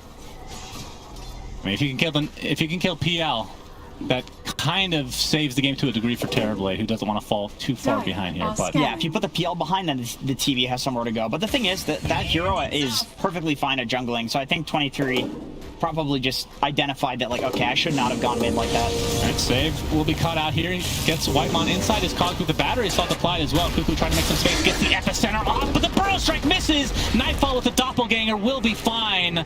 Dire's top tower. Wonder if that would have been enough damage. Maybe. Yeah, they're now getting pressured in the meantime. Looks like the Earth Spike will ensure that at least T1 gets somebody. Whitemon had a follow-up Hex, so if he does hit that burrow, he would have... They would have gotten the kill. And the thing is, it's awkward because you're against a PL, so going for this caustic finale, it makes a lot of sense. You want to pressure, but just because of the fact that there's so much nuke damage coming out of VP, it seems like Burrow Strike 2 points might have been the play. Yeah, level 1 Burrow Strike is one of the worst. It's really terrible. It's basically melee only. As we see, actually GPK and Kingslayer are here. And of course, I'm assuming they have sentries. Indeed they do. Cuckoo staying around a little bit too long. So that'll be essentially a freebie for VP. We outnumbered you. No catapult or anything like that, so it is just a kill. I mean, obviously you don't want to die if you're Cuckoo, but it's so much worse as a Sand King to die when there's a catapult wave, because your whole job is defending those towers. And Whitemon is going to be in range. The cogs are there, pushes them up into an area that isn't allowed by Gaben himself. But on the other side, Carl with the focus fire, DM misses the Ravage, and Whitemon is actually surviving through this. The power shot connects. Kingslayer's dead instead. Somehow T1 have turned this around. Maybe they can turn it around onto DM himself. They're going to focus on the PL for now. Save looks to be the first to fall here in this little mini engagement. So 2 for nothing. Carl, okay, this will be an even bigger kill though for VP. He's getting slowed perpetually. The blocks attack from Cuckoo, not quite enough, and now the Viper Strike he has to worry about. Burrow Strike with the melee range, and after all of that, VP still gets 2 value kills off of a missed Ravage. Well, Nightfall again with the body blocks on Wind Ranger. I mean, that was just... You don't see a PL having this much impact early on because... To be honest, people just farm. They don't really use the illusions for their max potential, but Nightfall is also using the illusions to tank the tower for the creep wave and taking that out as well. Like, this guy's just playing a completely perfect PL so far. Yeah, I assume from T1's side, they're like, okay, he just missed the Ravage, we can fight now, but a little bit of miscommunication overall. As you can see, Whitemon just barely, the 0.2 seconds on the channel. Oh, man. How does he get knocked over to the right from there? Because that's how Dota works. Oh, all of the illusions. Because there's nothing... There's nowhere he can go. Yeah, you can't go on a cliff. Yeah. Gaben was not happy. Only Arteezy could fit up on that cliff, I think. That's true.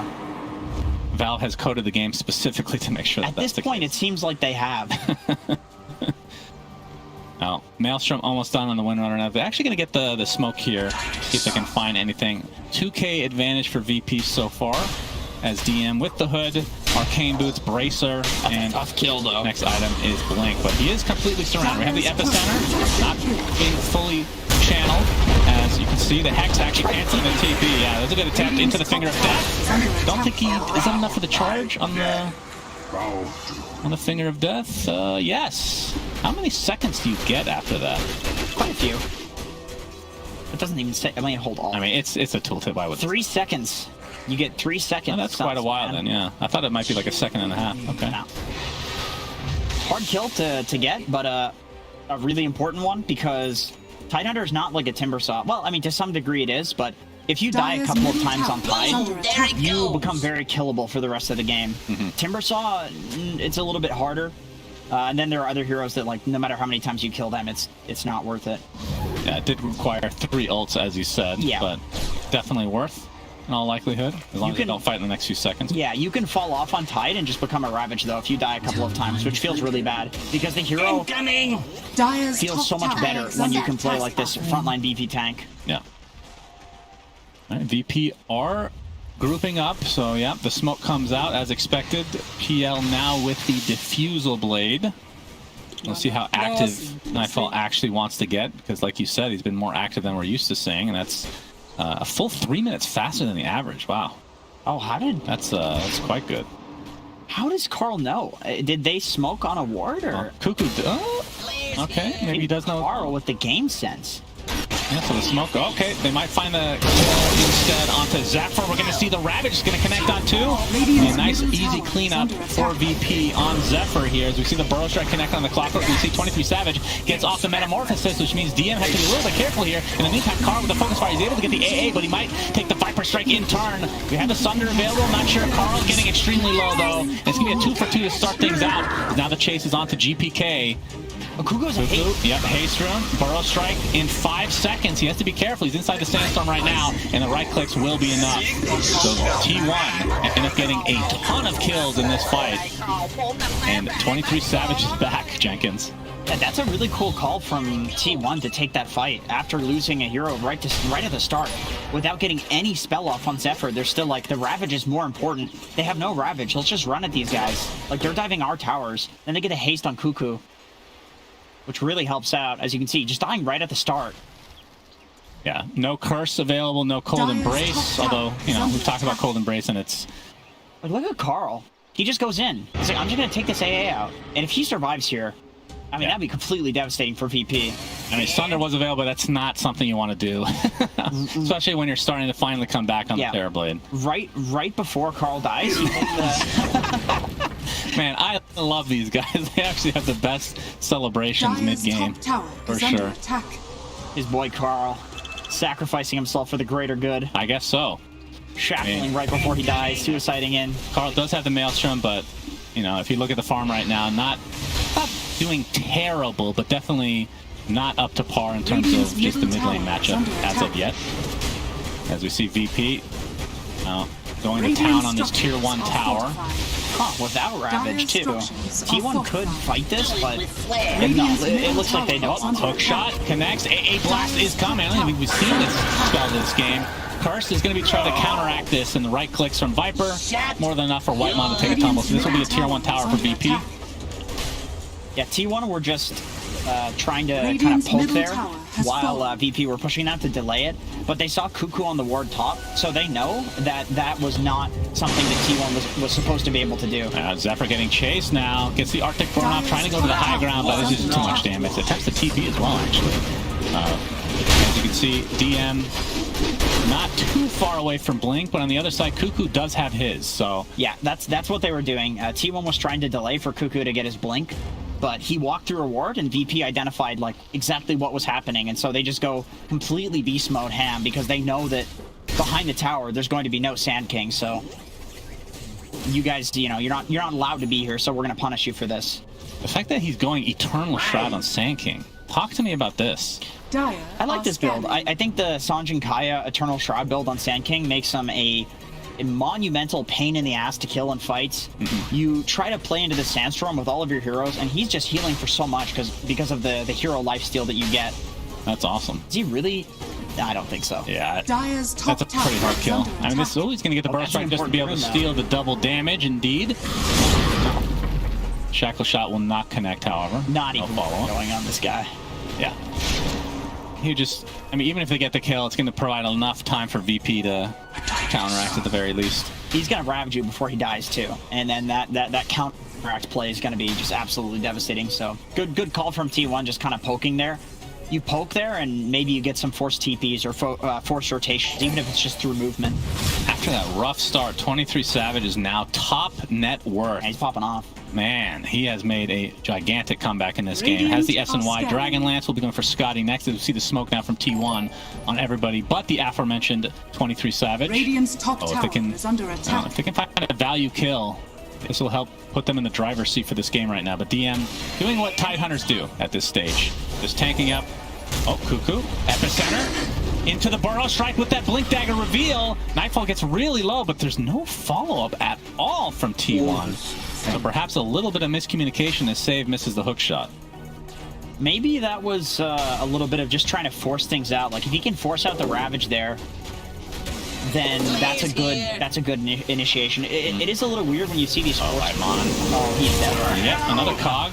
Very nicely done from Save. Forced plays where you use ultimates can be a little strange, but I think it's worth giving these players enough credit that it's like, probably if they went in with an epicenter there's some idea behind it, and maybe it was just called off like halfway as it's happening. It's like no, they're all behind there. Like, you know, we maybe somebody just has the inkling feeling that everybody's behind there and it's not a good play, you know, or that maybe they didn't see the PL's hood, something along those lines.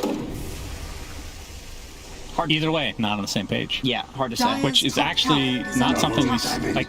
I think that's the biggest strength of T1 that we've seen throughout the major in this tournament, is that they've, for the most part, whether it's the disengage or the fight itself, have been on the same. Yeah, they usually go in together, they get out together. Exactly. So hook shot available again for Save. One of the biggest quality of life for Clockwork, historically speaking, is that cooldown reduction. My God, it used to be so long. Yeah, that was bad. Not going to have vision to cancel the Zephyr TP, and it looks like nothing will be found. Both teams have such good reads of each other in terms of these smoke rotations. Like, every single time they're getting pinged out or scouted on a ward, and it's not really resulting in anything. All of these team fights are starting from just these long-range initiations of either Sand King Burrow Strike or the Clockwork Hook. Yeah, Nightfall. I mean, he's not you know, obviously 23 Savage is having himself a great game so far, but on the other side, Nightfall is pretty much dead even. He's a big boy. Yeah, he is. He has the Diffusal Hood. We'll be going for the Manta style next as the AA Blast on top of the hookshot cogs. Will net VP with another solo kill here. They have a lot of good solo kill potential on this lineup. They do. Save got so much XP from that, from just being the only one in range there.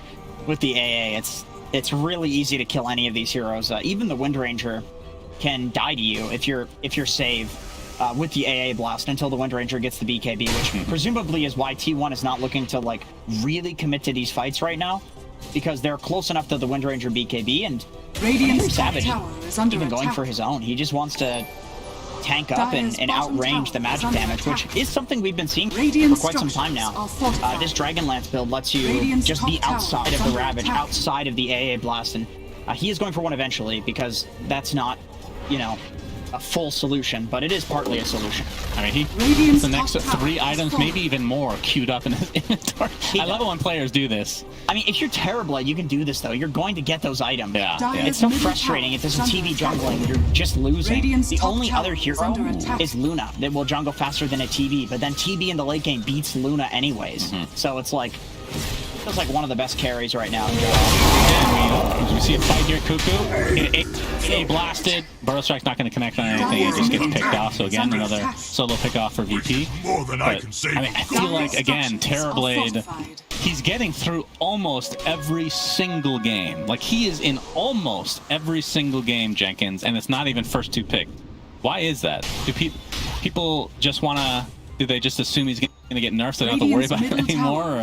I like Gov's idea on this. It's the fact that a lot of these supports that people are picking really enable a lot of random carries, and so there's too many cores that can be played in any position. Like, you see an Axe, you don't know if it's offline, you don't know if it's carry. You see a Lesh, same thing. So it's just not worth banning the carries in the first phase, because they're going to get something that's good.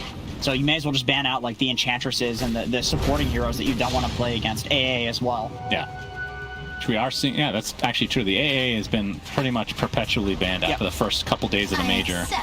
And this is the first time I feel like I've cast them Nyx quite as a while. well. Heroes that block things, heroes that enable things are kind of what you want to ban out, because there's too much that's just extremely good in terms of the core roles. Yeah, and I think that's what makes Dota interesting. Obviously, you want the game to be fully balanced, but having heroes like Viper, which is also one of these picks where if you get it yourself, that means that you can pick up heroes that actually Viper is good against, because the other team aren't able to actually pick them at all to begin with because of that block pick, actually. When you first said that to me, I thought, wow, this guy smells. I don't know, listening to him.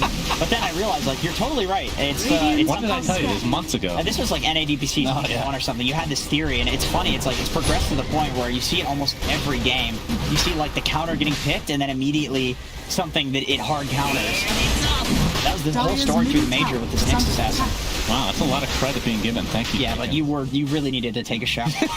I'll be honest with you. I apologize for that. As we're going to see the Roshan taken out. So PL will have that for himself.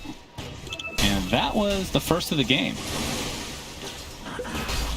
So we'll see what kind of damage they can actually do with this Aegis. We've seen we've seen everything out of this Roshan in this patch, I feel like, because so much emphasis on number 2, but this first Rosh, we've seen teams, amplified farm, they just get all the outer towers, they constrict the map, and then I feel like this last series that we watched, it was the complete opposite. They got a little overconfident, it was wasted, and then T1 comes back and just absolutely destroys them. Yeah, the difference between that game and this game, though, is that game, T1 had really great area control heroes where it doesn't really matter if there's an Aegis or if there isn't. If the enemy team is going to fight into your area, you're just going to win, no matter how many lives they have. As Zephyr, he's fine. Yeah, he loves doing this. He's one of the most annoying sideline pushing support players that I've seen. Like, he's always making so much space. Yeah, these heroes that are able to traverse terrain can have a huge impact. As long as they're able to push the wave as well, they just very annoying to deal with. I mean, Hoodwink, we've seen, obviously that's a bit more polarizing. I mean, Wyvern can do so much more. Why is Hoodwink polarizing, though? It's just because NA picked it, so it's like, oh, it must be shit. Well, it hasn't had the best win rate this tournament, at least. But that doesn't really mean it's still a small sample size in the end. As Nightfall going for the Heart. Super tank build, 3.5 minutes left on the Aegis, so we'll see again how many outer towers they're able to secure. So to cite my fellow analysts once again, Aoi has this idea that the first Aegis often is what you want to use to just extend the farm that you can take on the map. And we can see Carl focus fire with the BKB onto the Tidehunter, but the Kraken Shell into the Ravage is there, attempting to run away as BKBs galore are popped. PL on the meantime, on the other side of the map here, other side of the fight I should say, is Wymon getting pressured, but there's a nice burrow strike into the right clicks from 23 Savage, trying to find the real PL, but remember, this is just the Aegis, even if they get him. Cuckoo, mana being drained, 23 Savage forced to TP out. Burrow Strike doesn't even have enough mana to TP anymore, so just trying to create as much space as possible, but this is going to be the third kill for VP, and still they maintain the Aegis. We can kind of see there why certain teams, including both T1 and VP, but I think VP is one of the best teams at this. Just Zephyr again. There's no stuns, so he's just delaying the Aegis push by a little bit. But playing up into high grounds like that, the problem is you don't know who you're going to run into. So the very first people that Carl runs into is Tidehunter and the guy with Aegis. Yeah. Neither of these heroes are good kills. And this is exactly why you don't run up high grounds. It's not even about that mischance playing into high grounds. It's about not knowing what is waiting up there for you. And if VP has their wits together, they are going to have the heroes you don't want to run into standing there in the location where that's where the enemy team is going to run up. And this is precisely why teams, if they do go up a high ground, they go for some like wraparound play. So T1 kind of taking a bit of a risk there. Yeah, and he basically had no good choice on the focus fire either. It was Tidehunter who didn't even end up dying because he's so tanky and still gets off the Ravage just because of the Kraken Shell. And then, or PL, you can focus fire, which maybe would have killed him, but that's the Aegis still. So no good choice for Carl. He's forced to pop the BKB. Burrow Strike into the Epicenter. AA Blast will clip Carl. The Epicenter really not doing that much. Again, most of the damage done to a hero that still has Aegis. Big hook shot from Save, but not turn this into anything else. As it looks like he's going to die inside his own cogs here. Has buyback, but this is not looking like much of a push now from VP. A nice save plays from T1, and T1 is also the type of team, the way that they fight is extremely backline protecty. That's not a word. but they always protect each other. Back line So protecty. if you're gonna jump into base like that against T1, I think it's pretty safe to assume that probably both of the supports are going to be there. The panel talked about it. These two guys are playing together constantly, and they're involved in every single play on the map for the most part. And there they were, once again, in position, able to save. So what exactly did they get with this Aegis? They won one pretty big team fight that we saw. They got the tier 2 bot, have obviously a little bit more map control as a result.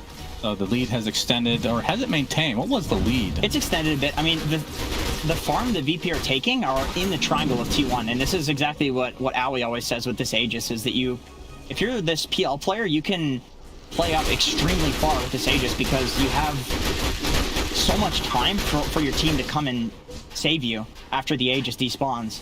He has a heart now, so he's a big juicy boy. Yeah, he's bursting at the seams, as it were. Save does get the bounty rune. Cuckoo is just going to leave him be, it looks like. And Zephyr is also in the area. And Save has had this Aghanims queued up for the last 10 minutes. He definitely wants this. That is the overclock mechanic. One of the coolest Ags in the game for sure. Save. Okay, they're going to spot out Cuckoo. He actually uses his Blink and Burrow Strike already. They're going to pop the Delta a little bit prematurely. You can see that Zephyr on the sideline gets the curse, but GPK doing a nice job at just sidestepping to make sure that neither of them get stunned for very long. He can't TP out. Yeah. There's a clockwork hook. BKB, Viper Strike, goodbye Cuckoo. That's a BKB extended or expended as well. Cuckoo knew that there's no hope just going for a TP there. If he burrows, it's really obvious exactly where he went, so... Oh my god, Zephyr's such an annoying player. Yes, he is. He lives for these moments, though, doesn't he? He's going Aghanim Scepter. What? Awesome. Chad. Very cool. That gives you the constant Arctic burn and allows you to apply it more than once. But it does cost you mana per second. He's gonna go for the next wave. Yeah. All right, talk to me about this. Is this for split pushing, like so you're always off the map so you never get caught out, or is he actually going to transition? Because most times I see this as more of a right-clicky type build, which isn't much of a thing because of the changes to Winter's Curse. I think what you mentioned, the split pushing with it, is an extremely underrated element. I can say that. He is going down. Finally found here inside the cog, Zephyr. I mean, honestly, he's done work though. To be fair, this is one death out of how many did he dodge? Like 3 or 4 different times. Yeah. So that's pretty good odds. He forced the clockwork TP too, and that's the disable on VP. Aside from the Tidehunter Ravage, that is really the only disable they have. So Sure. Forcing that TP is quite important. 5k net worth lead now for VP. And next rush, we won't know for a little bit when that is up, but we can see that things are definitely going the way of VP right now. But we've seen T1 come back from much larger deficits before. Yeah, you cannot count this team out. I mean, they seem to enjoy playing from behind. I don't know what sick and twisted players these are, but they love it. They probably just watch your channel. Nobody watches my channel. That's not true. I know that T1 specifically watch your channel. They're big fans. We see a Halberd actually picked up on the Tidehunter. So that is going to be pretty big against TB if you can get it off in time. Or even the Windrunner for that matter. We're seeing some... Well, there's a smoke from T1, but they're not super close to anybody right now. You can see Cuckoo kind of pumping that epicenter. Another great quality of life change. The fact that is not truly channeled anymore. It's so good. It's legitimately so good. You can fake people out with it now, like the Pango roll. Yeah, that's true. Underestimated how big of a buff that is. It only took literally 15 years for that to become a reality. Yep. So, yeah. And yet, it's still not that good of a...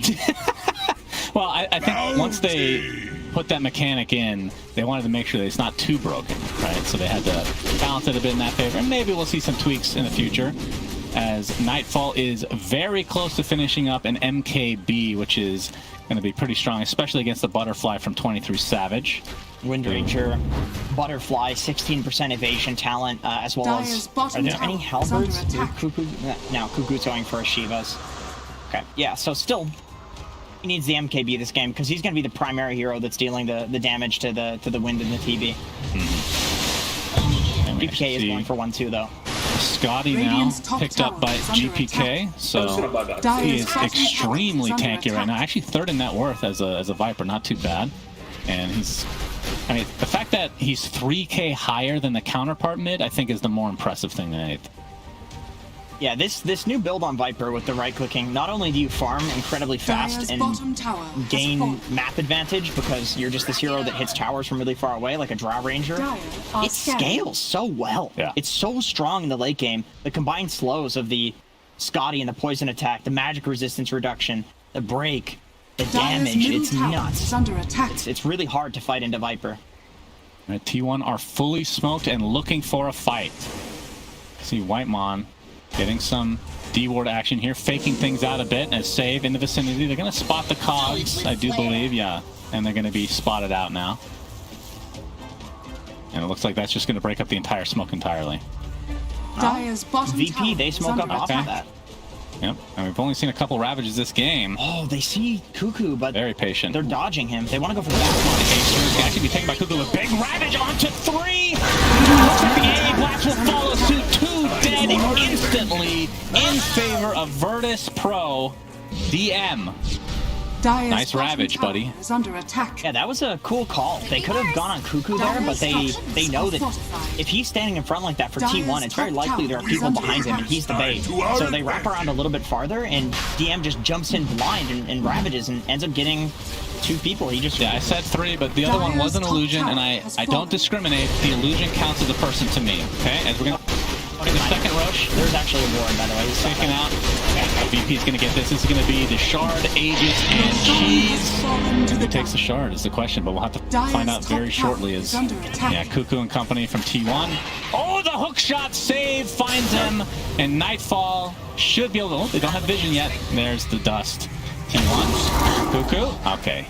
He popped his BKB for that. He BKB'd for the to take the dust off, and then the AA blast comes in, which gets the kill. So if he didn't get blasted, he legitimately would have survived there. But for you know, for what? He would blink out. He'd probably die anyway because he doesn't have a TP. Yeah. So he's going down either way there, but it is pretty interesting play to use the BKB just to take the dust off. Yeah, I mean that's an 8-second BKB, so. Good lord. Yeah, very close indeed. Oh, good Gaben. 0.2 seems to be the number of this series for sure. And we see the A blast coming in just to finish him off. Chills. I mean, in theory, if they didn't have another dust, he could have ran the A blast. Yeah, he's had Blink Dagger up soon, so yeah, get out. Yeah, he could have gotten out, which would have been a really sick play. Shard taken on GPK, by the way. So this is the minus armor poison attack, and can apply to towers as well. Yeah, you see this come out the moment you want to take high ground. I honestly think the fact that you can hit towers is probably more important than the minus armor. Just magic damage to towers is never balanced. These things have such high armor. That's why your hero does so little damage to them. But magic damage, no mitigation whatsoever. All right, Zephyr has his Aghanim Scepter by. Let's see how much difference it makes here. Of course, it's the biggest part about it is that Arctic Burn can be applied more than once. So you just take a buttload of damage. It doesn't really matter how tanky you are. It does percentage based. See the Doppelganger out for Nightfall. Still has the Aegis, of course, and the Diffusal MKB Hard Manta. He is fully loaded. And you can see with this GPK Shard, these buildings do not last very long.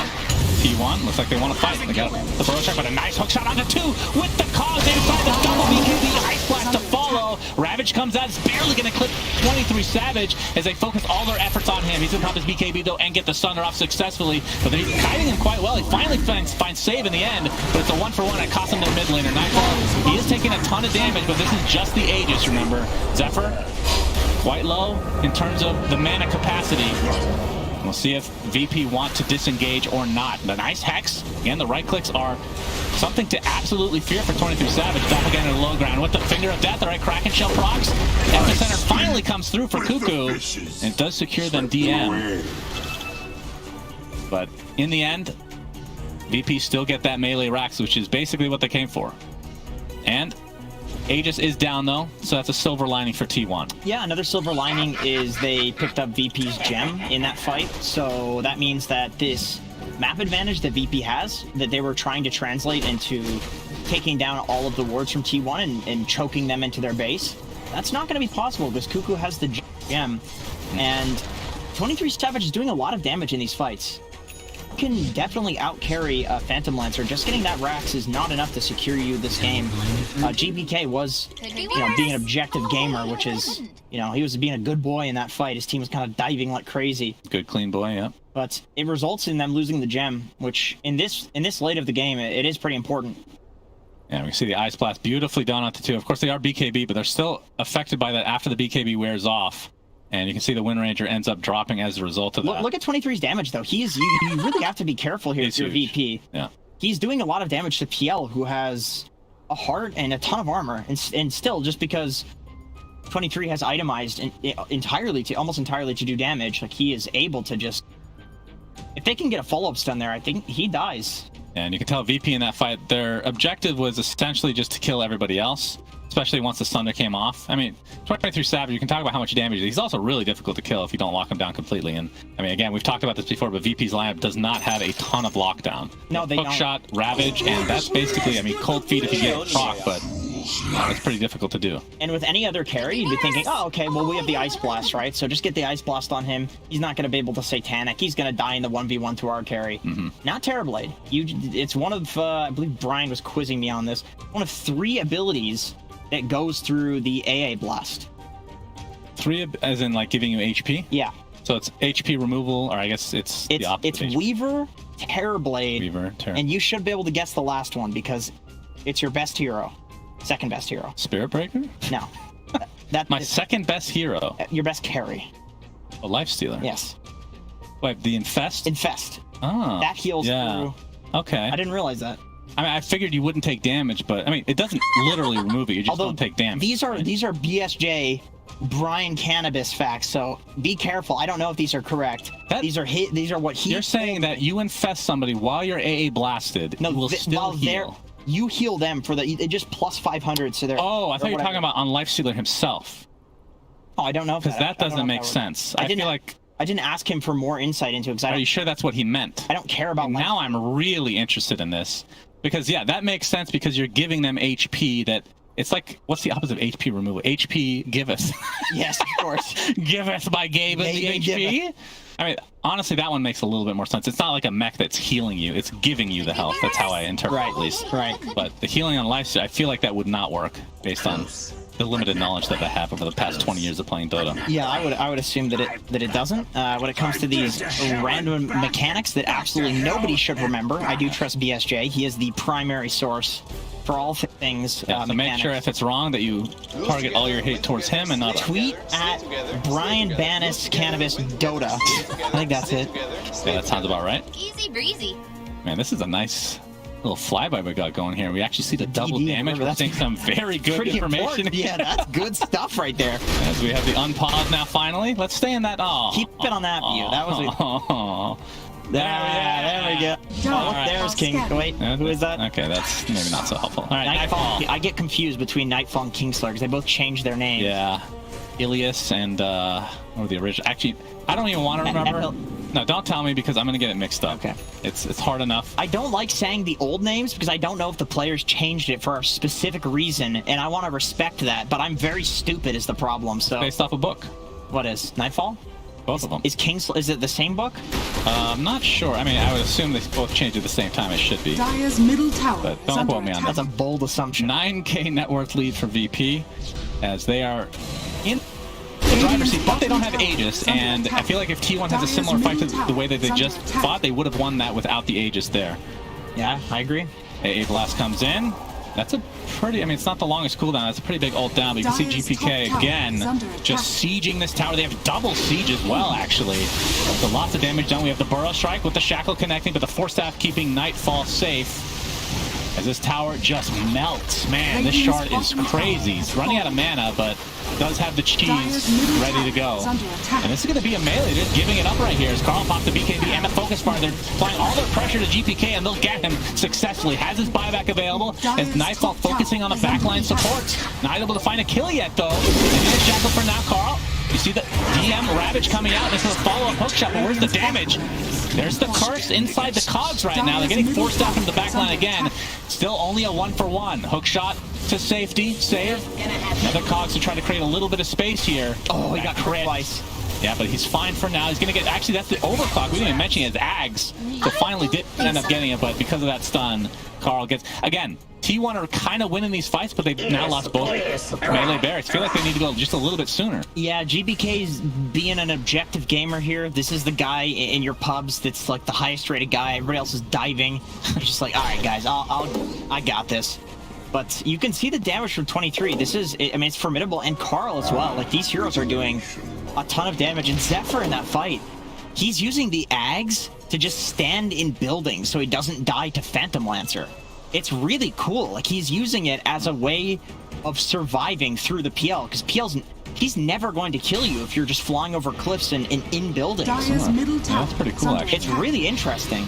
It's a very expensive item, but it is, but it's kind of making him immortal. I mean, they have 3 really tanky cores, right? Tidehunter, Viper, PL, and the fact that you can also, you know, the HP percentage, it just stacks. It's really nice for that aspect as well. You mean the HP on Scepter? Huh? Oh, HP percentage on the Arctic Burn. I see. I'm not that stupid. Well, I'm just thinking about every time I think about this Winter Wyvern guy, it's there's a Ravage. Oh, okay, that's God damn it! It's your turn. Oh no! Thank God. Oh no! Yes. At least Cinderen's not here. Thank God for that. There he is in the building. A nice zoom in, yeah, Zephyr. Why does anybody hire us? We have the Burrow Strike. Hey, Blacks is coming from afar. DM is in the vicinity, but they're blowing up the PL. And down Nightfall goes, no buyback. Big burst destroys AA. And there's the fear from 23's Aghanim Scepter. And just like that, T1 find 3 enormous kills. What else can they do from here, though? Roshan not going to be up anytime soon. They need to get some objectives here. Nightfall's down for 80 seconds. I don't see why they wouldn't just poke a little bit. Yeah. 70 seconds on both of these really important cores for VP. I mean, you talked about the damage on 23 Savage, which is obviously crazy. Now that he has the Aghanim Scepter as well with the... Gives them that AoE fear, but in addition, you get the extra few seconds of Metamorphosis. But on top of that, I mean, you got Windrunner. Carl on Windrunner with the Daedalus. He is dealing a crap ton of damage as well to single targets. And against PL in the late game, you can't doppel. The focus fire stays on the PL, so it's one of the more annoying things. So yeah, this is going to be a tower. I mean, if they knew that there was no buyback, they might go for more, but they're going to play it safe because you have to assume in their case that there is buyback. Yeah, the focus fire onto the building is actually going to back up for now. That's tier 3 towers down as 23 Savage gets that Metamorphosis off. This is likely to be 2 racks, so it might be an even game in terms of just the building aspect. Middle barracks are under attack. Yep, the focus fire gets that melee rack, so that is 2 racks in favor now of T1, basically evening it up for all intents and purposes. Yeah, poke shot is there. A blast to follow. Can they actually blow up towards the side? Pop the BKB, but the right clicks are out of control. Crit after crit. Not the player from EG, of course. We're talking about the Daedalus. 23 Savage gets forced out. Okay, there's the Sunder. Ravage comes off a little bit late, and 23 Savage is out of there. The spider legs save him, and now they TP out to safety after the buybacks have cometh. T1. Wow. Dude, I'm telling you, you cannot underestimate this team in the late game. This is the only other team that rivals T1's late game decision making is LGD, I think. Like, legitimately, these guys are so good at playing to win, even from a deficit. Like, they do things like this split pushing on Zephyr to stay in the game just a little bit, and as long as they're not at a crazy deficit, they almost always outplay people in team fights in the late game. But what a scary team, man. Yeah, even though meta's down right now, we talked about the fact that this Aghanim Scepter, the Terror Wave, allows you to get that meta temporarily. So they could go for a quick pickoff here, which is possibly what they're trying to do here. Of course, Roche is up. Aghanim's inside. VP is currently going for it. And now with that rocket full, T1 should know. And it looks like they might just give it up, Jenkins. It's going to be too late. So Aegis, Cheese, Aghanim Scepter.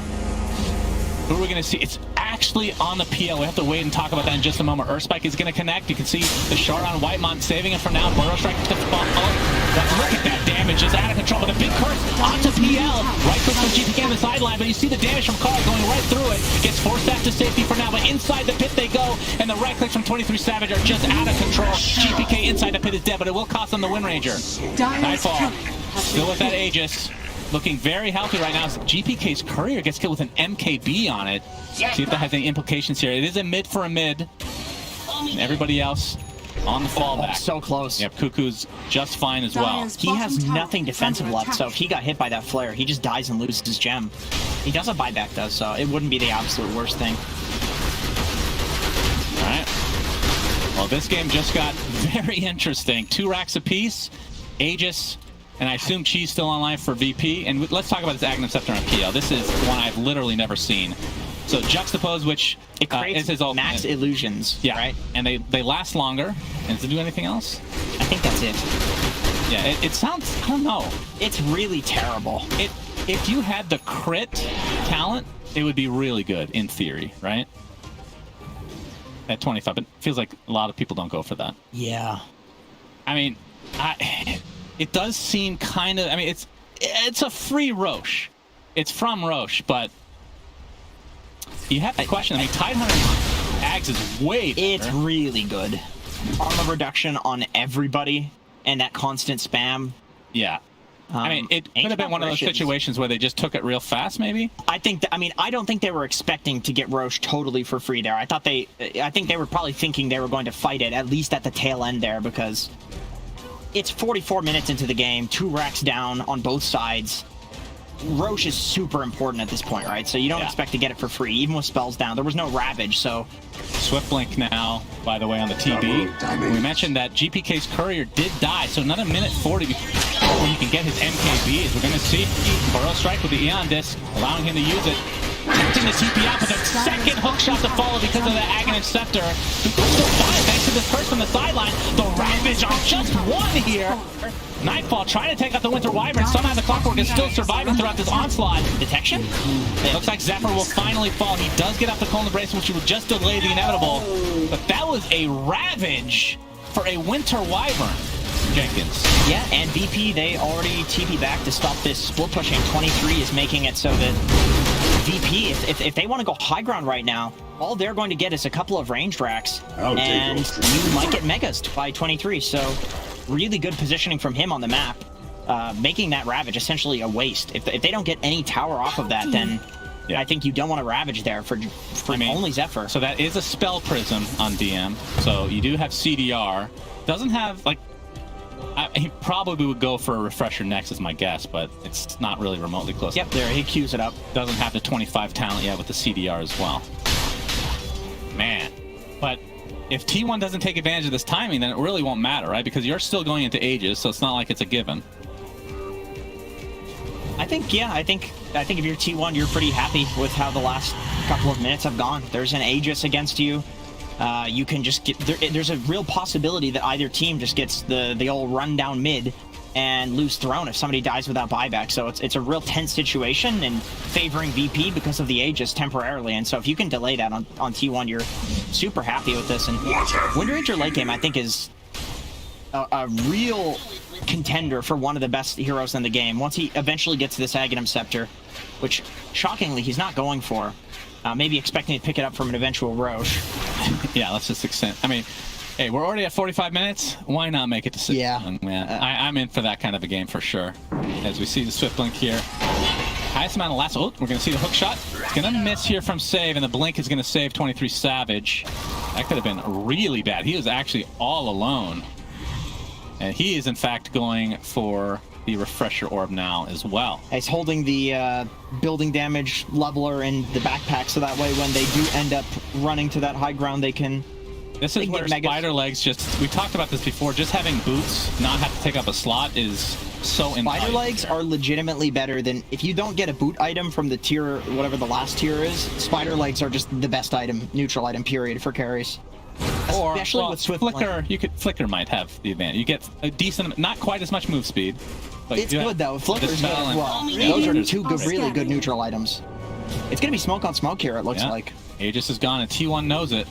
Cuckoo. You can see the Stormcrafter's actually giving away where he is, although he's in Sandstorm now, but was smoked initially. All right, this will be a ginormous fight. Only a 3K net worth lead for T1, but basically even right now for all intents and purposes. Oh, T1's walking right onto a ward here. They have to be careful. Okay, Zephyr has the D ward though, so. Yeah, Zephyr being spotted on the cliff here. Both teams Flash coming out with the finger of death. PL is dead. 100 seconds does have buyback. Will expend it immediately. DM now on the run. You see the hook shot. This could be pretty big with the A blast coming as well. But there's the thunder just in time. The 3 stuck inside the cogs. This is a lot of damage coming through now from VP. And will this buyback end up saving them in the end? They do find a Terrorblade. He does have buyback right now. Zephyr's getting focused. GPK doing so much damage on the sideline here. 3 for 2 with the buyback onto the PL. Another buyback to come from Kingslayer himself, and they might just try to go for Throne. So what Cuckoo's doing is very important right now because you don't have meta on your Terrorblade. Oh, you don't have Terror Wave either, so literally no way to meta. Yeah, so we have 50 seconds where there's not really much of a great way to defend, but the advantage is that there is a tier 2 still alive, and that means that VP can only go Throne, and this bot wave pushing in is a real problem for them. They have to Throne right now if they want to get anything. This is the only play. It's going to take way too long to go top. And they still have this range racks to get as well if they want to go for Megas eventually, but that tier 2, like you said, still standing there. There's the epicenter for us, right? Combination, focus fire with the BKB on Carl. Not enough to take out the Sand King. He gets 4 step to safety. But VP looks like they're just going to play it safe, Jenkins. They forced the buyback on the TB, and I guess that's enough. Yeah, GPK TPing back. Does not have boots of travel, so yeah, VP have to leave. I mean, they blew up 23 Savage once. They just need to do it one more time. That should be game. Of course, getting that tier 2 top would make things a little bit easier in terms of your options to finishing the game. Yeah, that thing is the bane of their existence right now. At this point, I legitimately think that the play is to go backdoor it. They do enough damage that they can. That's one of those things where the play is not... It's a very strange play to make, and it's only something you can make at like 45 plus minutes into the game. But if this thing was gone, they would have Megas right now. Now, Eon Disc on Phantom Lancer here as we see the game has been quite crazy. This is living up to the hype. And again, these teams could find themselves playing each other again in the grand finals, depending on whoever the loser facing the OG versus Alliance match will be. Right, the winner, I guess, of those two. It would also depend on the loser. Yeah, that's true. I technically was correct what I said. You're always right in some way. Yeah, in some obscure way, that is true, actually. Yeah, this is getting pretty hype. And we are 10 minutes away, Jenkins. I would love to talk about something very... I'm trying not to jinx that. I wanted to mention it at like 42 minutes. And I'm like, oh, if I say it, it's not going to happen. This game, without the buyback on 23 Savage, if VP are able to pick him off, the game just ends. And Nightfall. He does not have buyback either, so he went for an Eon Disc on carry. Yeah. Which... That's true. Notoriously, we saw TZ do... Oh, big Ravage! Here's the refresher! Double Ravage into the kill! On 23 Savage. It's now turned into a 4 versus 5. I'm not sure if T1 have enough damage on top of all this. We'll just have to wait and see. GPK, they can play this even just a little bit slow if they really want. Nightfall is beyond this, does proc. We see the cogs locking in several heroes here. Carl inside, broken and brought down. Does have buyback though. Tanking into the buyback as well as the building. GPK, objective-based gamer here. That is 1 tier 4 tower down. He's just going to focus the racks right now. They are going to lose the clockwork. That is the buyback. It looks like fortification finally popped. Maybe it just came off cooldown, but tower's basically dead at this point. Alright, they have a couple of stuns applied with the focus fire to follow. But the disarm onto Wind Ranger gets the cold embrace to save for now. The several force steps are now even farther from the fountain. They can just focus the racks though in all likelihood. VP trying to turn this around into their favor. And VP look like they're going to the grand finals, Jenkins. What a freaking performance. Although, Wind Ranger had something to say about this. A-Blast not going to connect, but Carl doing so much damage to that BKB. This will be a dieback. Another cold embrace saving him. Roshan's going to play with the hook shot to follow. Only 2 alive for T1 versus the 3 of VP. Finger of Death doing a ton of damage in the meantime, but GPK up to BKB. Still going for throw. Finds it. Wow. Oh! Dude, on the other side, the creeps were hitting Throne for T1, so there could have been some travels play there if VP had lost another hero. That could have gone either way, legitimately, until the very end. Wow, what a game. 40 seconds left on that TB dieback. And yeah, I mean, you're right. I thought that was completely over and that